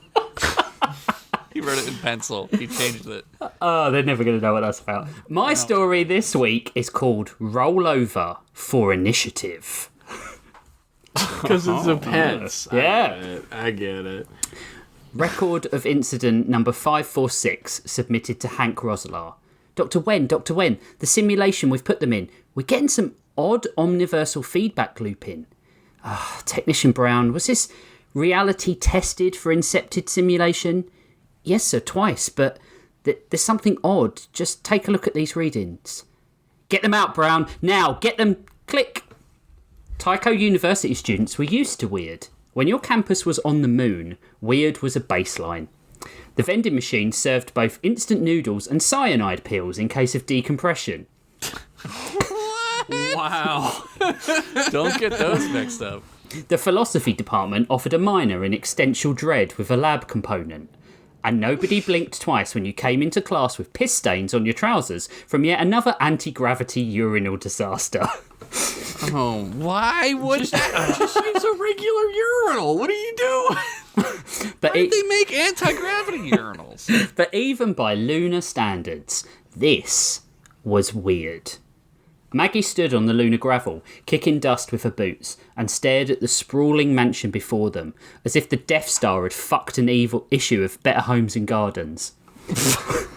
Will had been giddy the entire shuttle ride from campus, and now that they stood outside the Kessler estate, his grin was smugly wide and looking for validation from anyone that would offer it, just like Lindsay Lohan's legs in the early noughties. Wow. Yo, for real? Though? Maggie, Jim, Will and Aki stood shoulder to shoulder on the black glass porch of the Kessler mansion, craning their necks at the sprawling monument to sociopathic wealth. It looks like a Bond villain's sex trafficking lair, Maggie muttered, elbowing Jim. Just like, save me if they try and laser my dick off, her boyfriend grinned, shoving his hands into the pockets of his battered uni sweatshirt as he always did when he felt uncomfortable. Jim had grown up poorer than the rest of them, and once Maggie got a piece of card with "Get out of beating free" written on it from her dad. That's dark. That's rough. This mansion... I wish I would have gotten it. Yeah. Oh, come no. This mansion, though, was an affront to their sensibilities, except for Will, of course, who was lapping it up. The Kessler mansion didn't sit on the moon's surface so much as loom over it, perched on stilts like it was afraid of catching a lower tax bracket. That's brilliant. The place was all chrome and shadow, windows dark enough to have their own gravitational pull, and parked at the edge of the landing pad, someone had come to meet them. A dog. Maggie had always hated dogs. She had been terrified ever since she was young. The golden retriever sat perfectly still, ears perked, eyes fixed, tail wagging. But it wasn't the cute kind of wagging, like a cartoon pup floating through the air, the waft of a pie. It was wagging at the exact tempo of a clock's second hand, and it made Maggie's skin crawl. Like the dog knew something. Like it was waiting for them. Yeah, it knows time. "Aw, puppy," Aki said, always the optimist, bending down to make a fuss of him. "Such a cutie." The dog allowed himself to be stroked behind his flappy ears, then barked to get them to follow him. Will looked around and ushered his reluctant friends down the landing pad and towards the house. "Come on, what are you all waiting for?" Aki looped her arm around his, cheerful and a little oblivious to the tension hanging around the group like Taco Bell gas. Will didn't return the squeeze. His attention kept straying towards Maggie when he thought nobody noticed. but Maggie noticed. For the other shoe to drop, dumbass, she breathed. Jim heard her. What's up between you two? Did he say something stupid? I swear that boy has less impulse control than Bill Cosby at a cosplay convention. What? Wow! I'm doing the shake. I'm doing it. When you said these jokes were gonna get dark. I did. If he's upset you, Mags, I'll trade in a 20-year friendship to fuck him up right now. Maggie laughed, but it was a strangled laugh that died in her throat. No, it's fine, Jim. He just annoyed me is all. It was most certainly not all, but Maggie needed thinking space before she planned what to do. Last night had thrown her for a loop. When Jim and Maggie joined the others, Will had already pushed the bell, and Henry Kessler's AI answered, the door swinging open purposefully. Welcome to Kessler House, guests Jim Waverley, Maggie Tessing, Aki Yomahati, and Will Forsyth. A robotic voice flat as my interest in celebrity space missions that don't result in a Columbia-style fireball welcomed them. Wow. Wowzers. Yanks. As they stepped in the front door, Henry Kessler came into the large foyer to greet them. He looked like someone who'd ordered an off-brand Mark Zuckerberg, pale, thin, and genetically optimised for tax avoidance. Just a Mark Zuckerberg, really. Just a standard Mark Zuckerberg, yeah.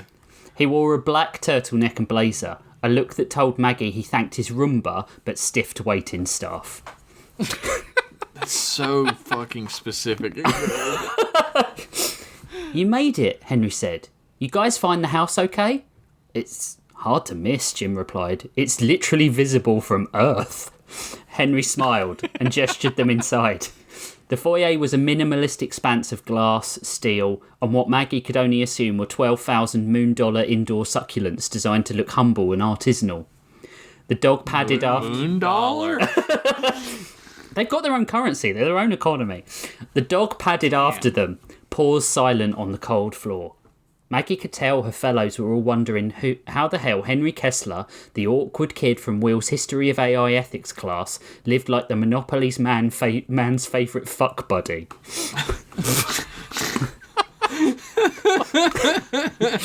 There's a lot to unpack there. It's a big place, Jim muttered. Think he's compensating for the world's most inverted dick?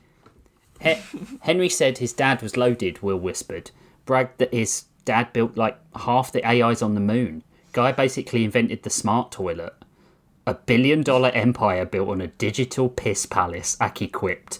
The American dream. Maggie laughed, but then forced her mouth shut. From the moment they'd stepped out of the rover, the dog had been watching them. Perfectly in step. Perfectly golden. Perfectly wrong.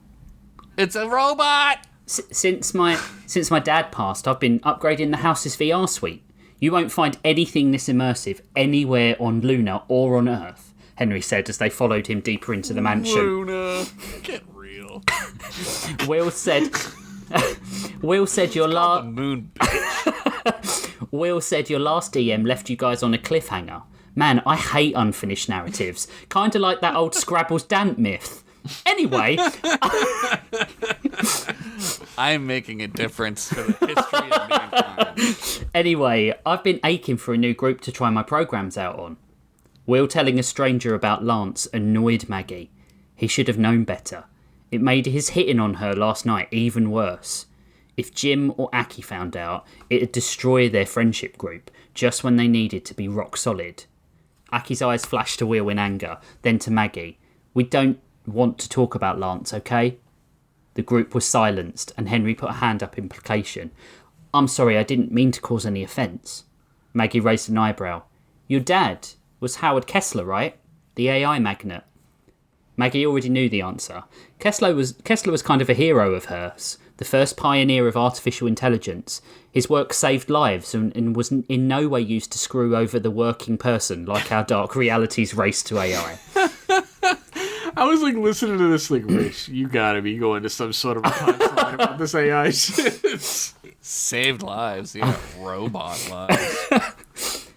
Henry nodded, tapping at his watch. A panel in the wall slid open, revealing a neatly arranged rack of sleek, polished helmets. Yeah, All this, he gestured with a wide arm, that was all Howard's. The AI systems, the house, the strange sex dungeon in the basement I haven't touched and just locked the door to. Malcolm. Maggie's eyes flicked back to the dog. Malcolm was still watching her. That same unblinking stare. It was the kind of look you got from people who already knew the punchline. Cool. Aki was handling one of the headsets, turning it over in her hands. This is high-tech stuff. We don't have gear of this spec at TU. Henry's VR helmets were pristine, far more advanced than the beat-up haptic headsets they'd used for their roleplay club. Each was chrome smooth, fitted with neural lace porting and ominously devoid of any user manual. Henry passed them around like cocaine at the Republican National Convention. You guys ever run Baylock's Moon Murder expansion? Henry asked, sliding his own helmet on. Jim stood a mite taller, his interest piqued. Wait, Baylock haven't even released it yet. It's not due out for 6 weeks. Henry smirked. Baylock's a subsidiary of Kessler Omni Products. I had a few design inputs into the new expansion. It's like Clue meets Alien meets, well, me, I guess. Maggie glanced at Will, who was already adjusting his helmet straps, eager to impress. Typical. Sounds fun, Maggie said, even as her gut tied itself in little knots. The room darkened as they powered up. Neural links flickered on. The game loaded with an opening sequence straight out of every B-movie horror flick Aki had made them watch for a midnight bad film marathon. Floating text, synthwave music, and a grim narrator that sounded suspiciously like Christopher Lee. Welcome to the Kessler Complex. Solve the murder, escape alive, and remember, the game plays you as you play the game. Inside the simulation, the mansion looked... You die for real. Inside the simulation, the mansion looked almost the same, only subtly wrong, like a dream version of the real house. The windows were darker, the shadows longer, the air smelled like ozone and electricity. Aki, now completely monotone, wearing an old-school detective's trench coat courtesy of the game generator, let out a whistle. Okay, I'm into this. They loaded up my old character. She opened her stat screen. Bradley Atchie, Clown PI. All my equipment... Oh my god. We're back here, back where we started. All my equipment, all my stats, they're the same as when we last played. Jim glanced down at his own outfit, a peacekeeper's uniform with a cowboy hat and a poncho. He smirked as he pulled his dual laser pistols from their holsters. Fuck yeah, long live the Dukes of Lead. Grissom Graves at your service, ma'am. But Maggie screamed, clawing at the burgundy doublet and throwing her keytar to the floor. She fell to her hands and knees and backed into the corner of the room. The vestiges of Doots Bardley felt like they were choking her. Will ran to her, unbuttoning the doublet from around her throat. He was dressed in the black cloak of Florgo, the Dark Mage. Breathe, Mags, breathe. Aki and Jim went to her, Aki's hand on her mouth. Maggie, this isn't real. This isn't like last time. Jim grabbed her hand, but she pulled it away in shock. I don't like this. It was a mistake to do this again, Aki said between breaths. It's just stirring up what we did. Jim put his arm around Maggie and Will shot Aki a look. Shh, come on, don't overreact. It's been like 6 months. We have to move on at some point. We all agreed. Move on this, Maggie said and held her middle finger up. Her sudden dislike of Will gave her the strength to stand, to regain her composure. Not everyone can just pretend what we did doesn't matter, Will, Aki muttered, not looking at him. You just act like we don't see stuff. Will looked away, cheeks flushed with shame. Aki looked at Maggie in sympathy, with a look that said she knew Will's secret feelings for her.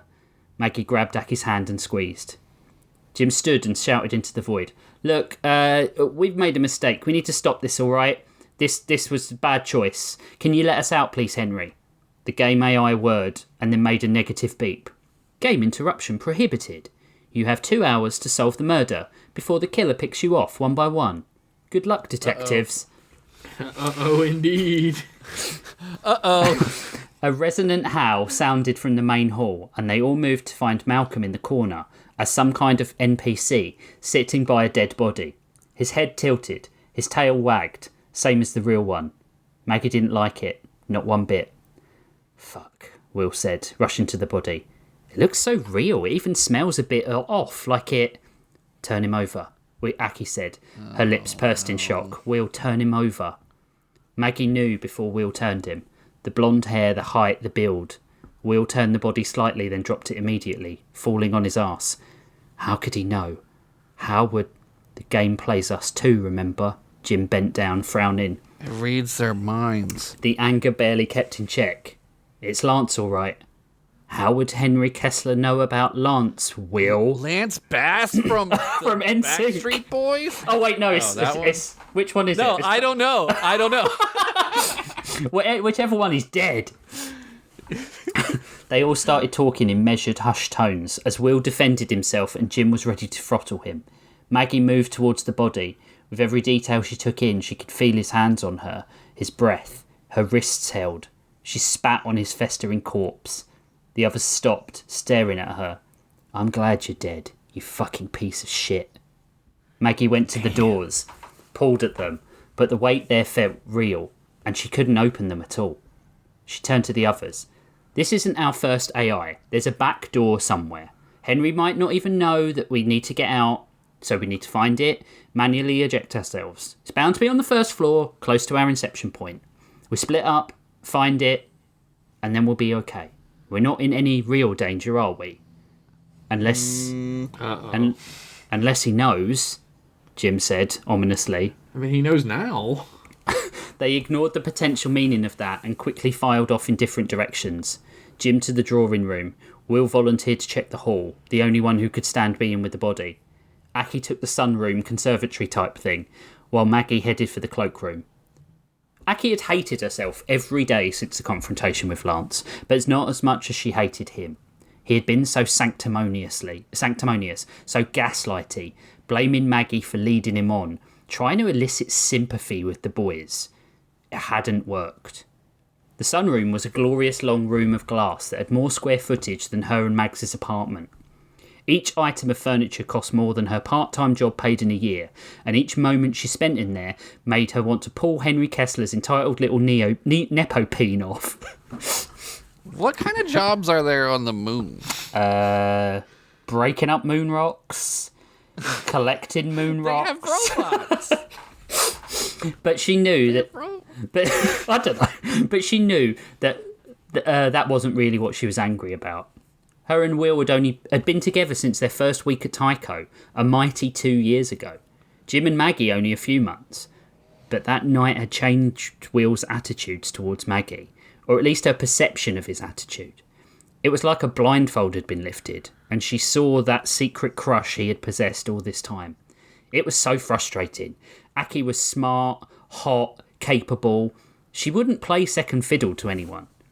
And her friendship with Mags was too important, and she wouldn't let herself turn bitter just because some boy didn't know which way his dick wind was blowing. What? Dick wind? Yeah. Like the wind. Is that on the moon? Is that the wind thing about the moon? But yeah, the moon's got its own dick wind. Be careful, So boys. many discoveries. She grabbed a small sculpture of who the fuck knew what, some obsidian orb thing. There was nothing for it. She'd have to break up with him, much as she liked him. Fuck. I'm sorry, Aki, I've been an idiot, Will's voice said behind her. He stood in the shadows down the far end of the room, ashamed. She didn't even turn to look at him. You always are, Will. Maggie isn't something to be fixed. She doesn't need your help. All she needs is your friendship. You're obsessing, and you're gonna lose me. I don't want to. I want to be with you, he whispered. He was at her shoulder now, too quickly. He put a hand on her waist. That's not Always. him. Uh-oh. Aki opened the orb and found a switch with her finger, and quickly pressed it. The orb clicked open, and something was inside. Aki turned the wet thing over in her hands. A bloody collar.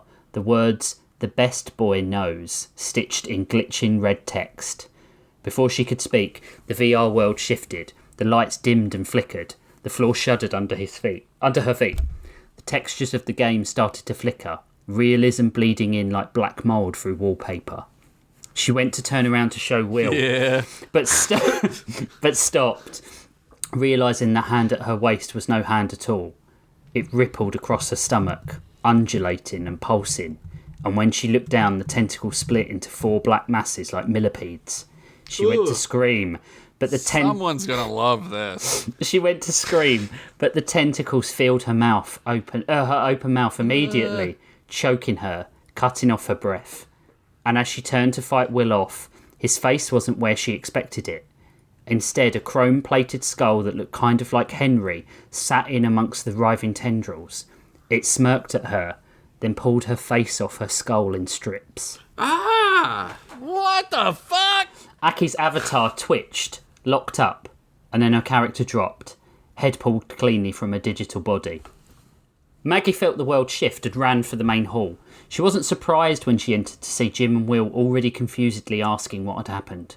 As they debated, Jim suddenly looked up, realising, where the fuck is Aki? They found Aki's digital monochrome body in 2 very distinct parts on the floor of the conservatory, a collar in her hand. Jim shrugged. Well, I guess she's out of the game. Maybe it's for the best. She can let Henry know that we need to get out. This is fucking brutal. She isn't just dead. Will seemed slightly sickened by the sight of his girlfriend. She's been ripped apart. I thought... Yeah, that would do it. That would mess you up. Yeah, I would be very slightly sickened at that if I saw it. Yeah. Yeah. I thought we just needed to move on, Will, Maggie sneered. She saw Will swallow, realising he wasn't the enemy. Just a fucking idiot. I'm sorry, that was uncalled for. Malcolm barked next to them, making them all jump. Jim got down to Malcolm. Hey boy, do you know how we can exit this game? Malcolm tilted his head, the universal dog gesture for, oh, I know, but I'm not telling you. His eyes flicked to a garish box on a side table. Universal dog gesture for that? What? Yeah. What does Rich know? And as his eyes flicked to a garish box on a side table, and as Will picked it up and opened it, a button revealed itself inside. Worth a try? He asked. They nodded. Uh-oh. They pulled their helmets off slowly, not wanting to get the digital equivalent of the bends. And Maggie could feel it in her bones before the headset even lifted from her head. Something wasn't right here. The mansion's layout, spiral staircases, floating light panels, one of those weird conversational pits rich people pretend to enjoy but we should make them fight to the death in. Now, Sex pit. We should make them fight to the death in there. now felt like a stage set, and the stage was set for something awful. No one had dared mention the obvious. Aki's helmet was now laying on the coffee table, but Aki wasn't there. They're still in it. Where is she? Maggie asked, the room around her swallowing the words cold. The glass walls of the house offered nothing but a view of the grey, pock-marked lunar surface.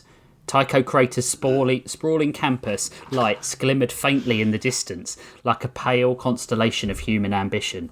But the mansion itself, perched in self-important isolation, was silent. Maggie couldn't shift the last thing she'd seen. Aki's avatar, the clown PI with the lapel flower and the comedy shoes, decapitated, limbs stiff, eyes wide and glazed. The previous sterile glow of Henry Kessler's mansion was now dark. Malcolm was gone, and so was Henry. Is this part of the game? Jim asked, rubbing the bridge of his nose. I don't think so, Will said, more pale than usual. When Aki got eliminated, did anyone else feel that, like, the whole world pulsed? Maggie nodded. I felt it. The air in the room felt off. Reality had hiccuped and none of them could ignore it. The group split up, as people in horror stories are contractually obligated to do.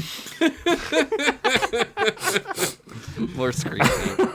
Maggie took the west wing, and before she could say anything, Will offered to join her. Jim jogged upstairs, informing them that he checked the bedrooms. Great, Maggie thought. Jim instantly regretted his decision to search alone. He knew that something was off between Will and Maggie, and prayed it wasn't what he thought. But he trusted Maggie, no doubt. But he also knew how false Will could be, especially around women. Still, he knew that Maggie could handle herself. After what Lance had done, for her to come back stronger than ever, he had nothing but faith and respect for her, and revulsion at the thought of anyone hurting her again. Lance had opened something in him he hadn't thought was possible, and now they were all suffering because of it. The upper floor stretched on like an MC Escher blueprint, doors looping back to rooms he'd already searched, and every so often he'd hear Malcolm's faint whine from somewhere behind him, not barking, just following.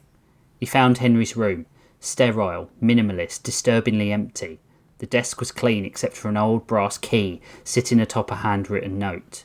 For the last player left standing. Jim reached for the key, but the moment his fingers grazed the metal, the room's floor light snapped to red.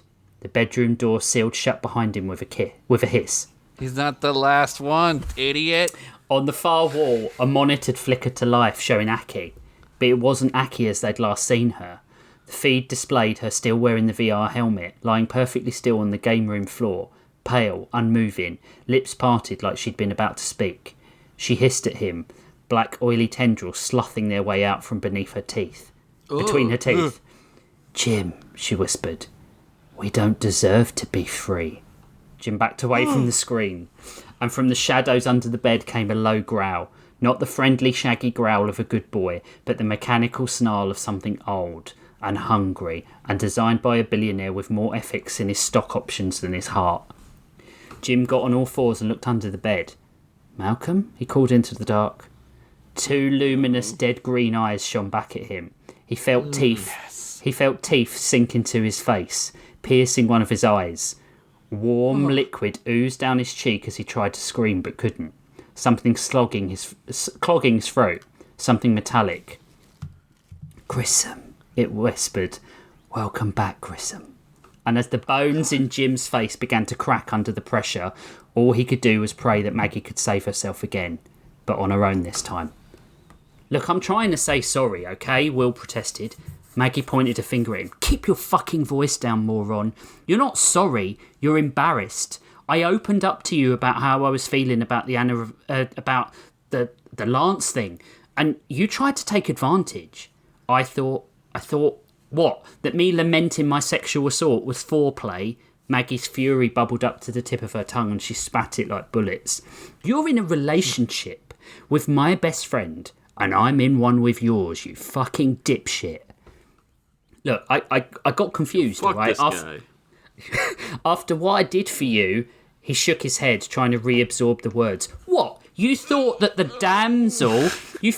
damsel would jump into her white knight's arms? Maggie stared at him. You fucking damned us all, Will. Been keeping a secret like razor blades under my skin for half a fucking year. Will had the good graces not to say anything else, just to look down. But out of that silence gave a thin metallic noise. Do you hear that? Maggie whispered. Will froze. Hear what? A low mechanical whine, like a dying Roomba, echoed from the corridor ahead. They edged towards the noise, rounding a corner to find the source. Malcolm, sitting perfectly still. His eyes glowed faintly with a digital light that hadn't been there before. Hey boy, you okay? Will croaked. The dog cocked his head, mechanical joints hissing subtly. His tail gave a single slow wag, the kind you'd expect from a metronome rather than a pet. It had a key with a note attached in his mouth. Metronome. Yep. Yep. Petronome? Oh, petronome! That's good. Yeah. That is good. I thought you said metronome again. I said petronome. That's why it burst forth like I'm a moron right out of my mouth. You needed to say it. I had to. Boy is bubbly. He dropped the key and opened his mouth slightly. Instead of a bark, a cold synthetic voice emerged. Player eliminated. Round 3 begins. Will grabbed Maggie's arm. Where's Jim? Maggie approached Malcolm, picking up the key and gestured to her. Gestured him to her? Oh, gestured him to her. But Malcolm wasn't moving like a dog anymore. His limbs flexed at odd angles. Too precise, too smooth. His fur seemed to ripple. And for a moment Maggie thought she saw something metallic beneath his golden coat. She studied the note. For the last player left standing. Malcolm stood and trotted away into the shadows, the sound of his nails clicking against the floor eerily synchronised. Back downstairs, Will and Maggie regrouped, both wide-eyed and gasping. We need to find them, Maggie said, her voice cracking. We need to leave, Will countered, heading for the front door, but the glass panels refused to slide open. A robotic voice, the same one that Malcolm had used, echoed through the house speakers. Players cannot exist during active gameplay. We're still in the game. Maggie looked at Will. Henry, Will shouted manically. You've made your point. You're the best. Game's over. Silence. Then the lights in the living room flickered back to life. revealing a new addition, Jim's VR helmet, placed neatly on the coffee table beside Aki. No sign of Jim. Maggie's heart thudded as the grim math did itself. 4 friends entered, now only 2 were left. The house had become a maze, the doors shifting behind them, corridors rearranging, like the AI running the place had taken up interior design from the Overlook Hotel. The smart home was no longer acting smart, it was acting sentient. The deeper they wandered, the more the place warped. Portraits on the wall subtly changed. Family photos where Malcolm sat at Henry's side now showed the dog alone, the humans erased like edits in bad Photoshop. "Why is he doing this?" Will whispered. Maggie's voice was dry. "You mean Henry, or the dog?" "Honestly, at this point I'm not sure." Maggie thought for a second. "This game, the setting, it's the same as the Kessler estate, right?" I guess. Why? Well, Sex dungeon. This game... Yes, I'll get to the sex dungeon. This game had to have been designed. Henry said he added bits from his own designs. He has to have that documentation somewhere, something that can show us a way out. Will nodded. Unless he has some sort of secret evil lab, and I'm not saying he doesn't, they're probably going to be visually represented by a library, right? Will and Maggie found their library, replete with books and periodicals that were just basic graphical blocks, not containing pages at all. But there was one bookcase that looked slightly different. It was full of dusty books and glowing screens, with files labelled things like Project Cerberus, Dogfeel_Beta1, and ominously, Secret Christmas Present List, do not open, please, not porn, really, version 2. I believe it. Maggie skimmed the Project Cerberus file. Howard Kessler had designed Malcolm to be the ultimate companion, not just obedient but empathetic. He gave him desire, desire to help, but with that came hunger for more than treats. When the programming began to fracture, Howard refused to downgrade. He locked it in, and Malcolm's program treated emotional instability as something that needed to be trained out. This wasn't a game to him. It was an obedience class for trauma. Howard referred to it in the file as good boy syndrome. Will was further into the stacks, looking for something, another back door out of the game. He heard the panting behind him. He turned to see Malcolm looking even more robotic, his eyes a lurid green, his fur lines of code. "Why are you doing this?" Will cried. Malcolm's AI voice chimed. "To help you. I cured Aki's positivity imbalance by showing her true fear.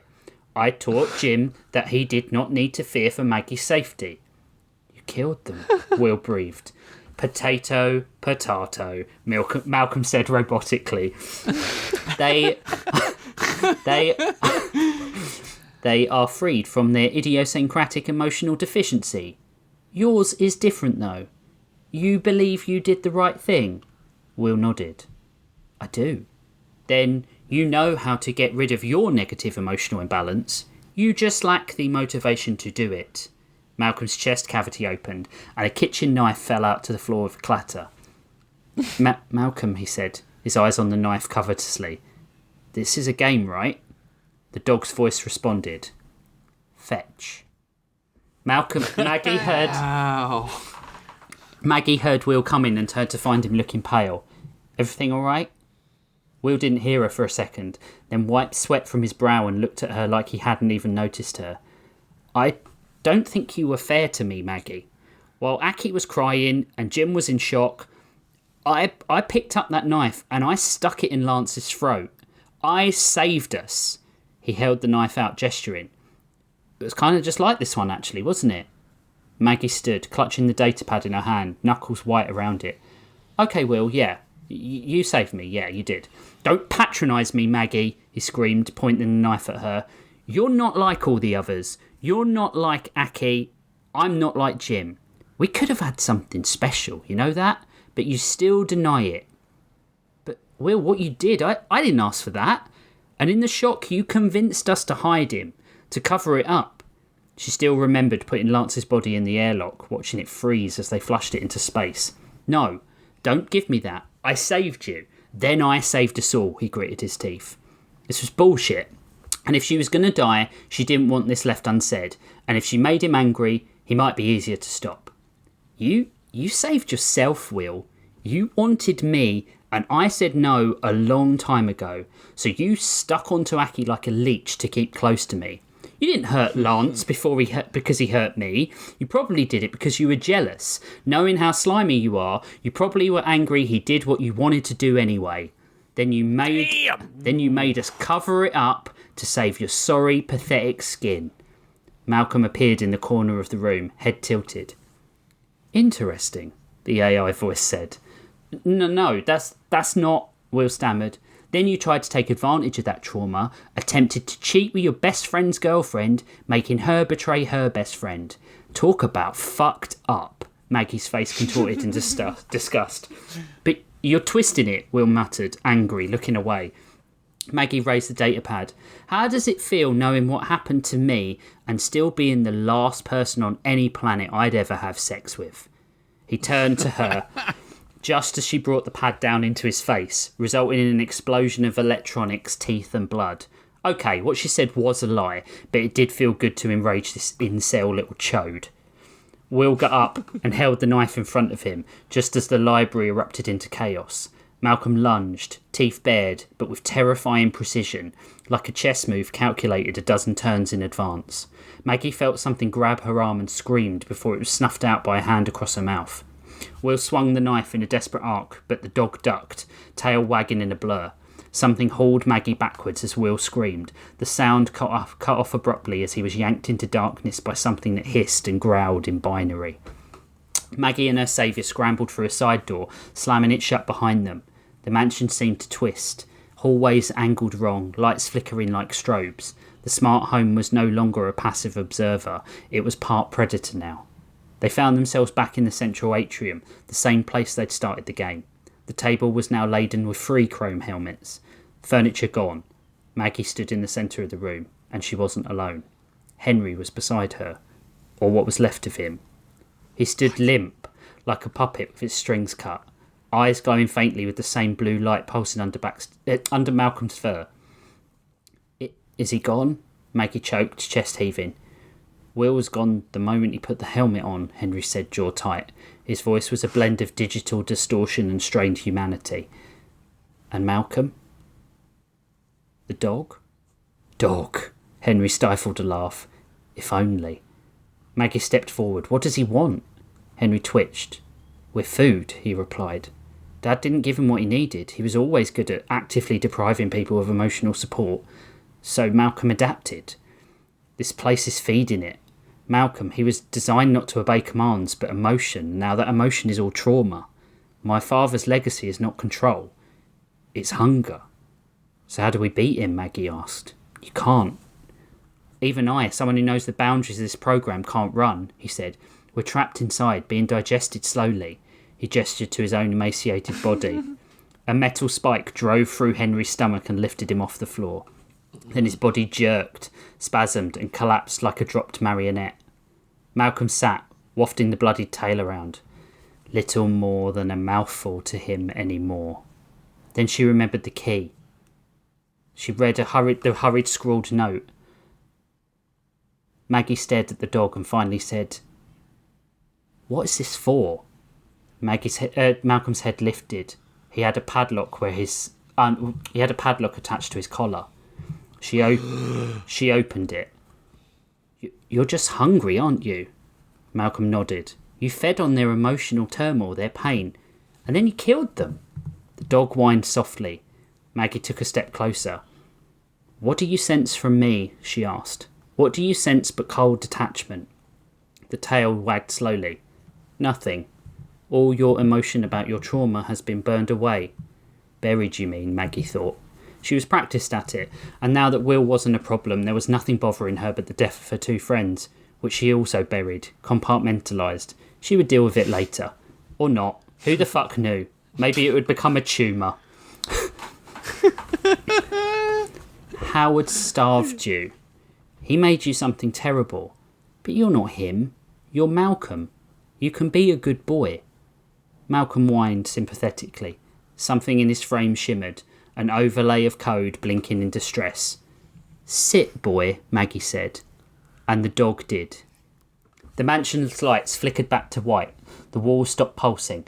and somewhere deep in the system, a subroutine rewrote itself. The growling stopped. They left the mansion at dawn, having been in the simulation for 4 months. The Earth hanging low and blue on the lunar horizon.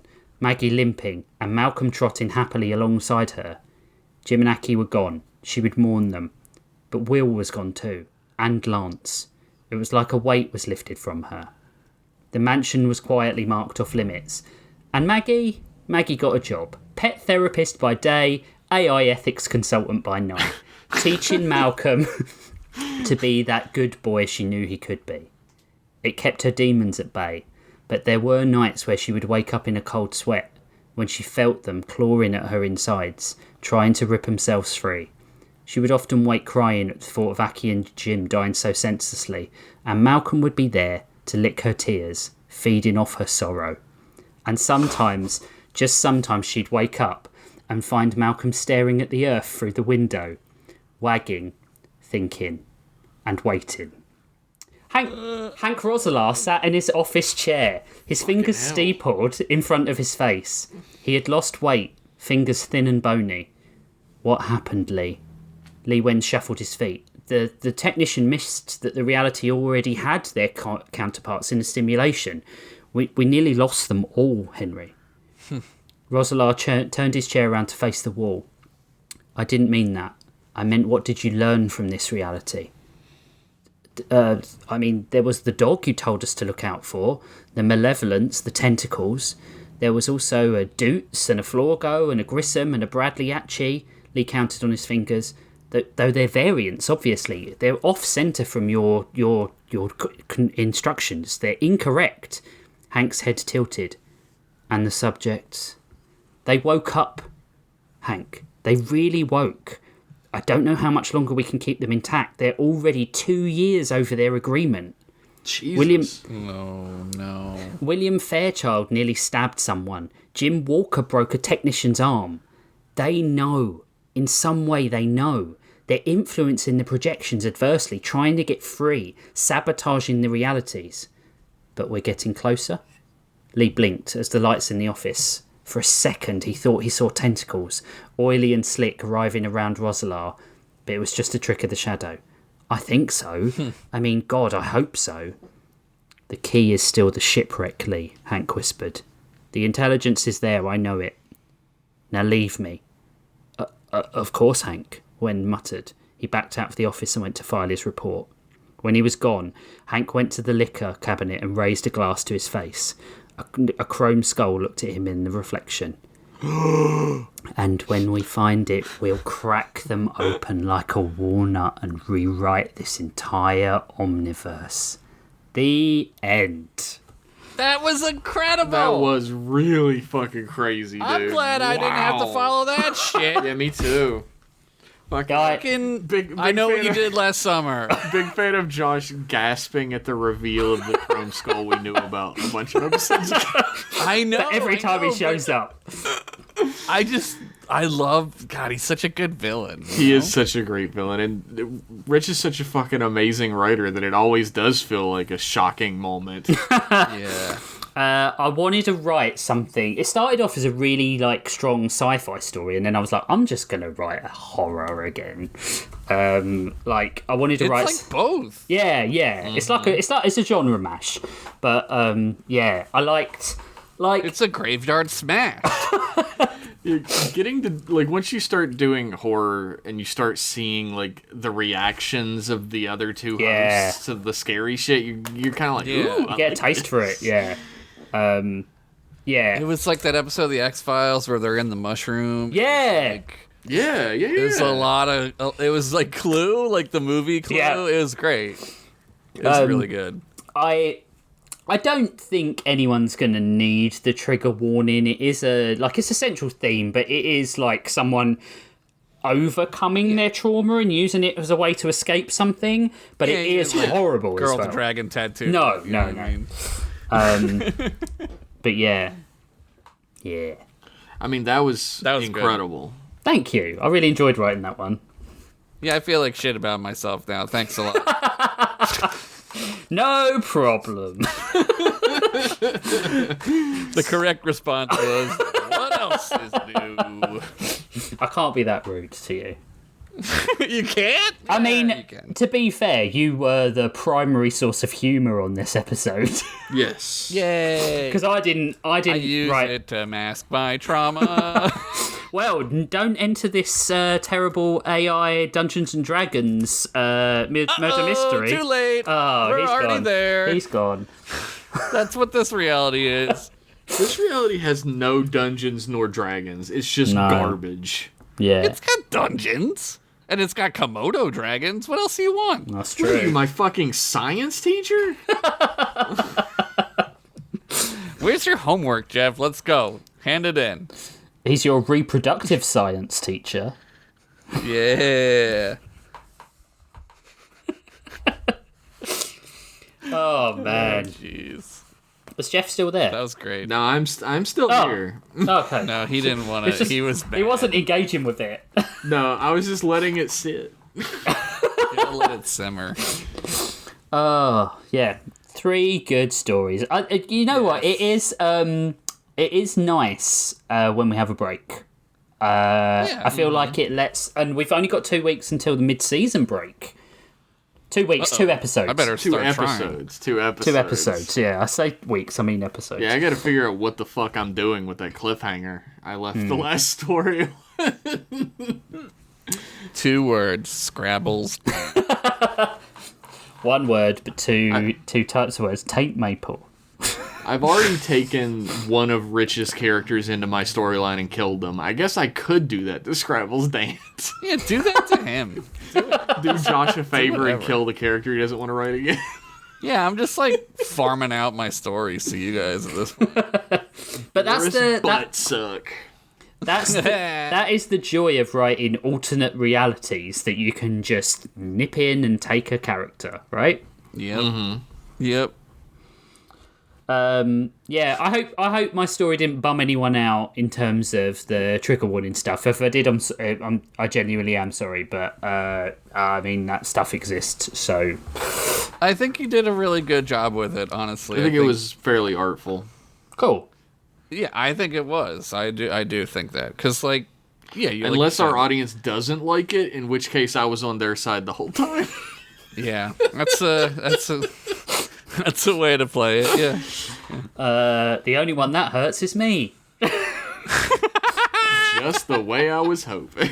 Hey, right. Let's close the cover on this week's stories.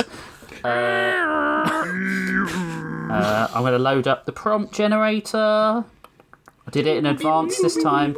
We've got Malfunctions by Heavy Metal Cat. And That's a great name. What's your major malfunction? and this Where's... good. Where's I gotta write this down. oh Hold on. sorry. Malfunctions and And the majors. second one is Rebirths by Heavy Metal Cat. What? Wow. Wow, a double header. Well done, Heavy Metal Cat. I'm not doing another one. Damn. This is unprecedented. Yeah, it's never happened before. Crazy. Malfunctions and When you have a Rebirths. name like that, you're gonna get a double whammy. Yeah, you definitely are. Right, there you go. So that's next week's episode, which is the one episode before the mid-season break. So just to remind everyone that they've got to end their mid-season break on something meaningful.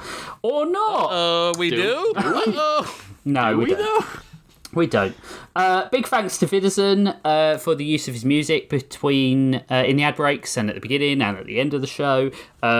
We love you, Greg. He's a regular guest on the show. You can find out anything about Greg, his music, and his band at vidazen.card with 2 Rs.co.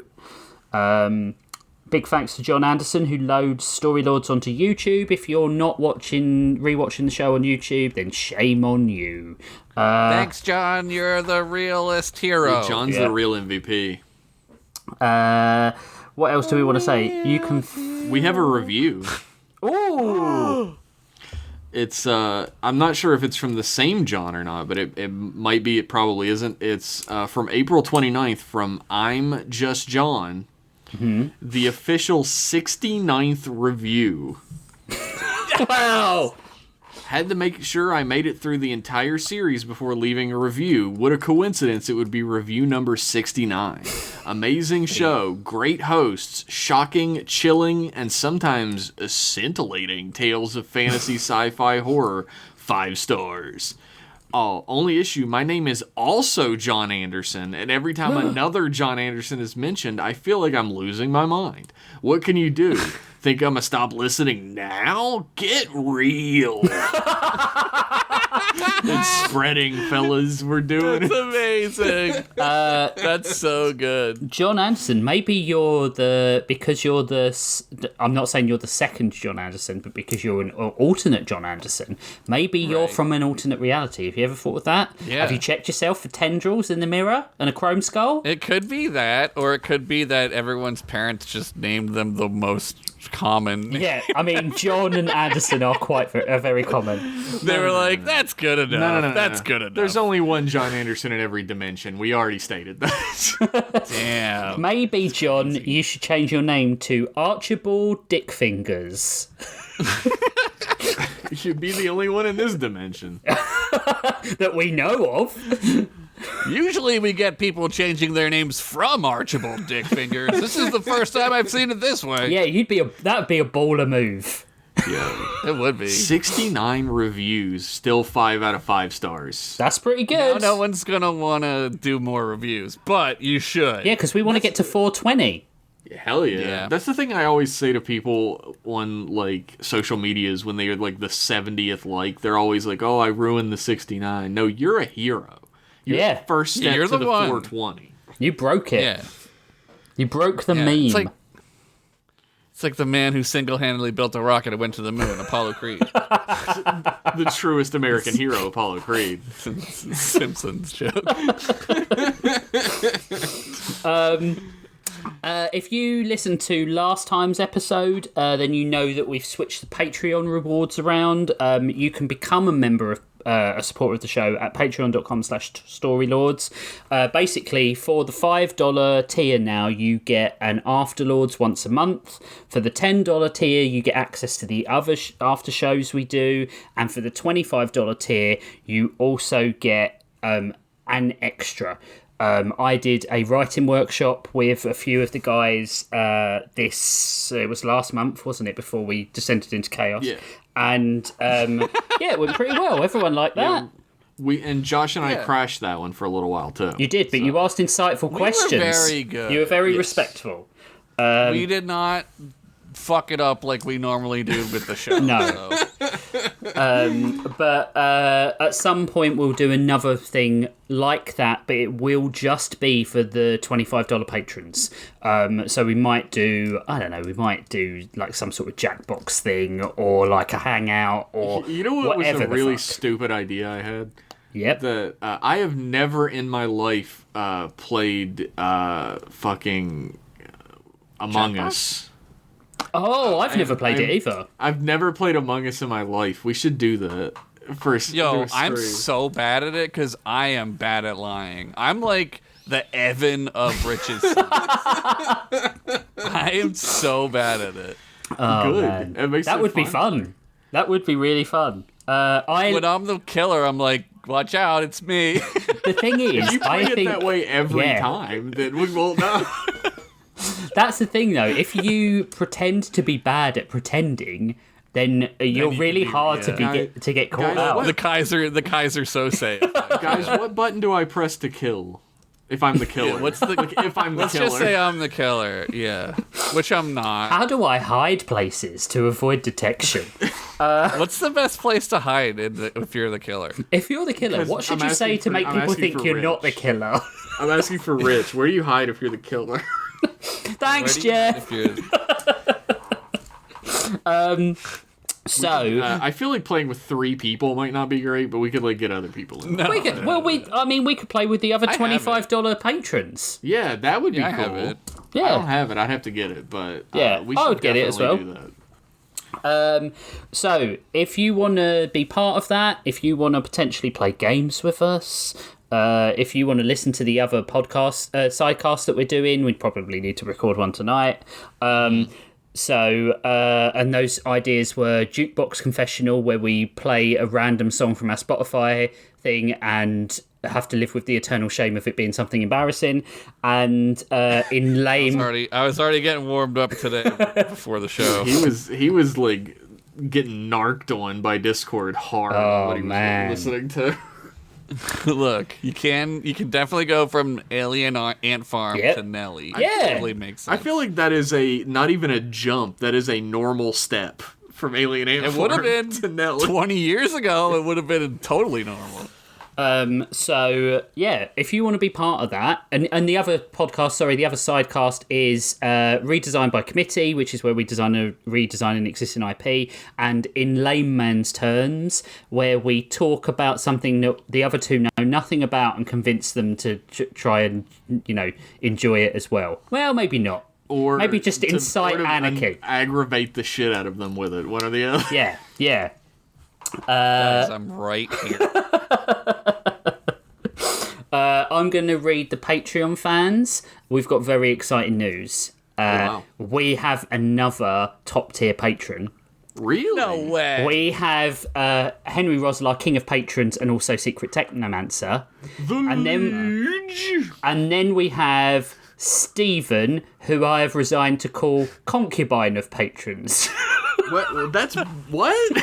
He's the concubine of patrons. It's sticking. So Stephen has joined the top tier. Concubine is, yeah, right? yeah, I know.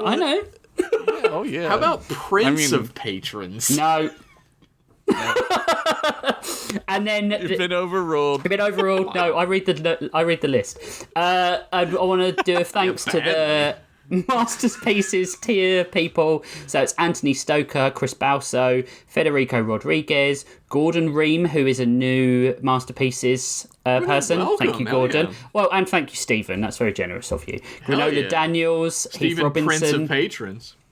Jake Anderson. It's not sticking. We've got a Jake Anderson and a Jonathan Anderson at Masterpieces level now as well. Wow. Hello, Jake. You're a new It's an person. Anderson house. Yeah.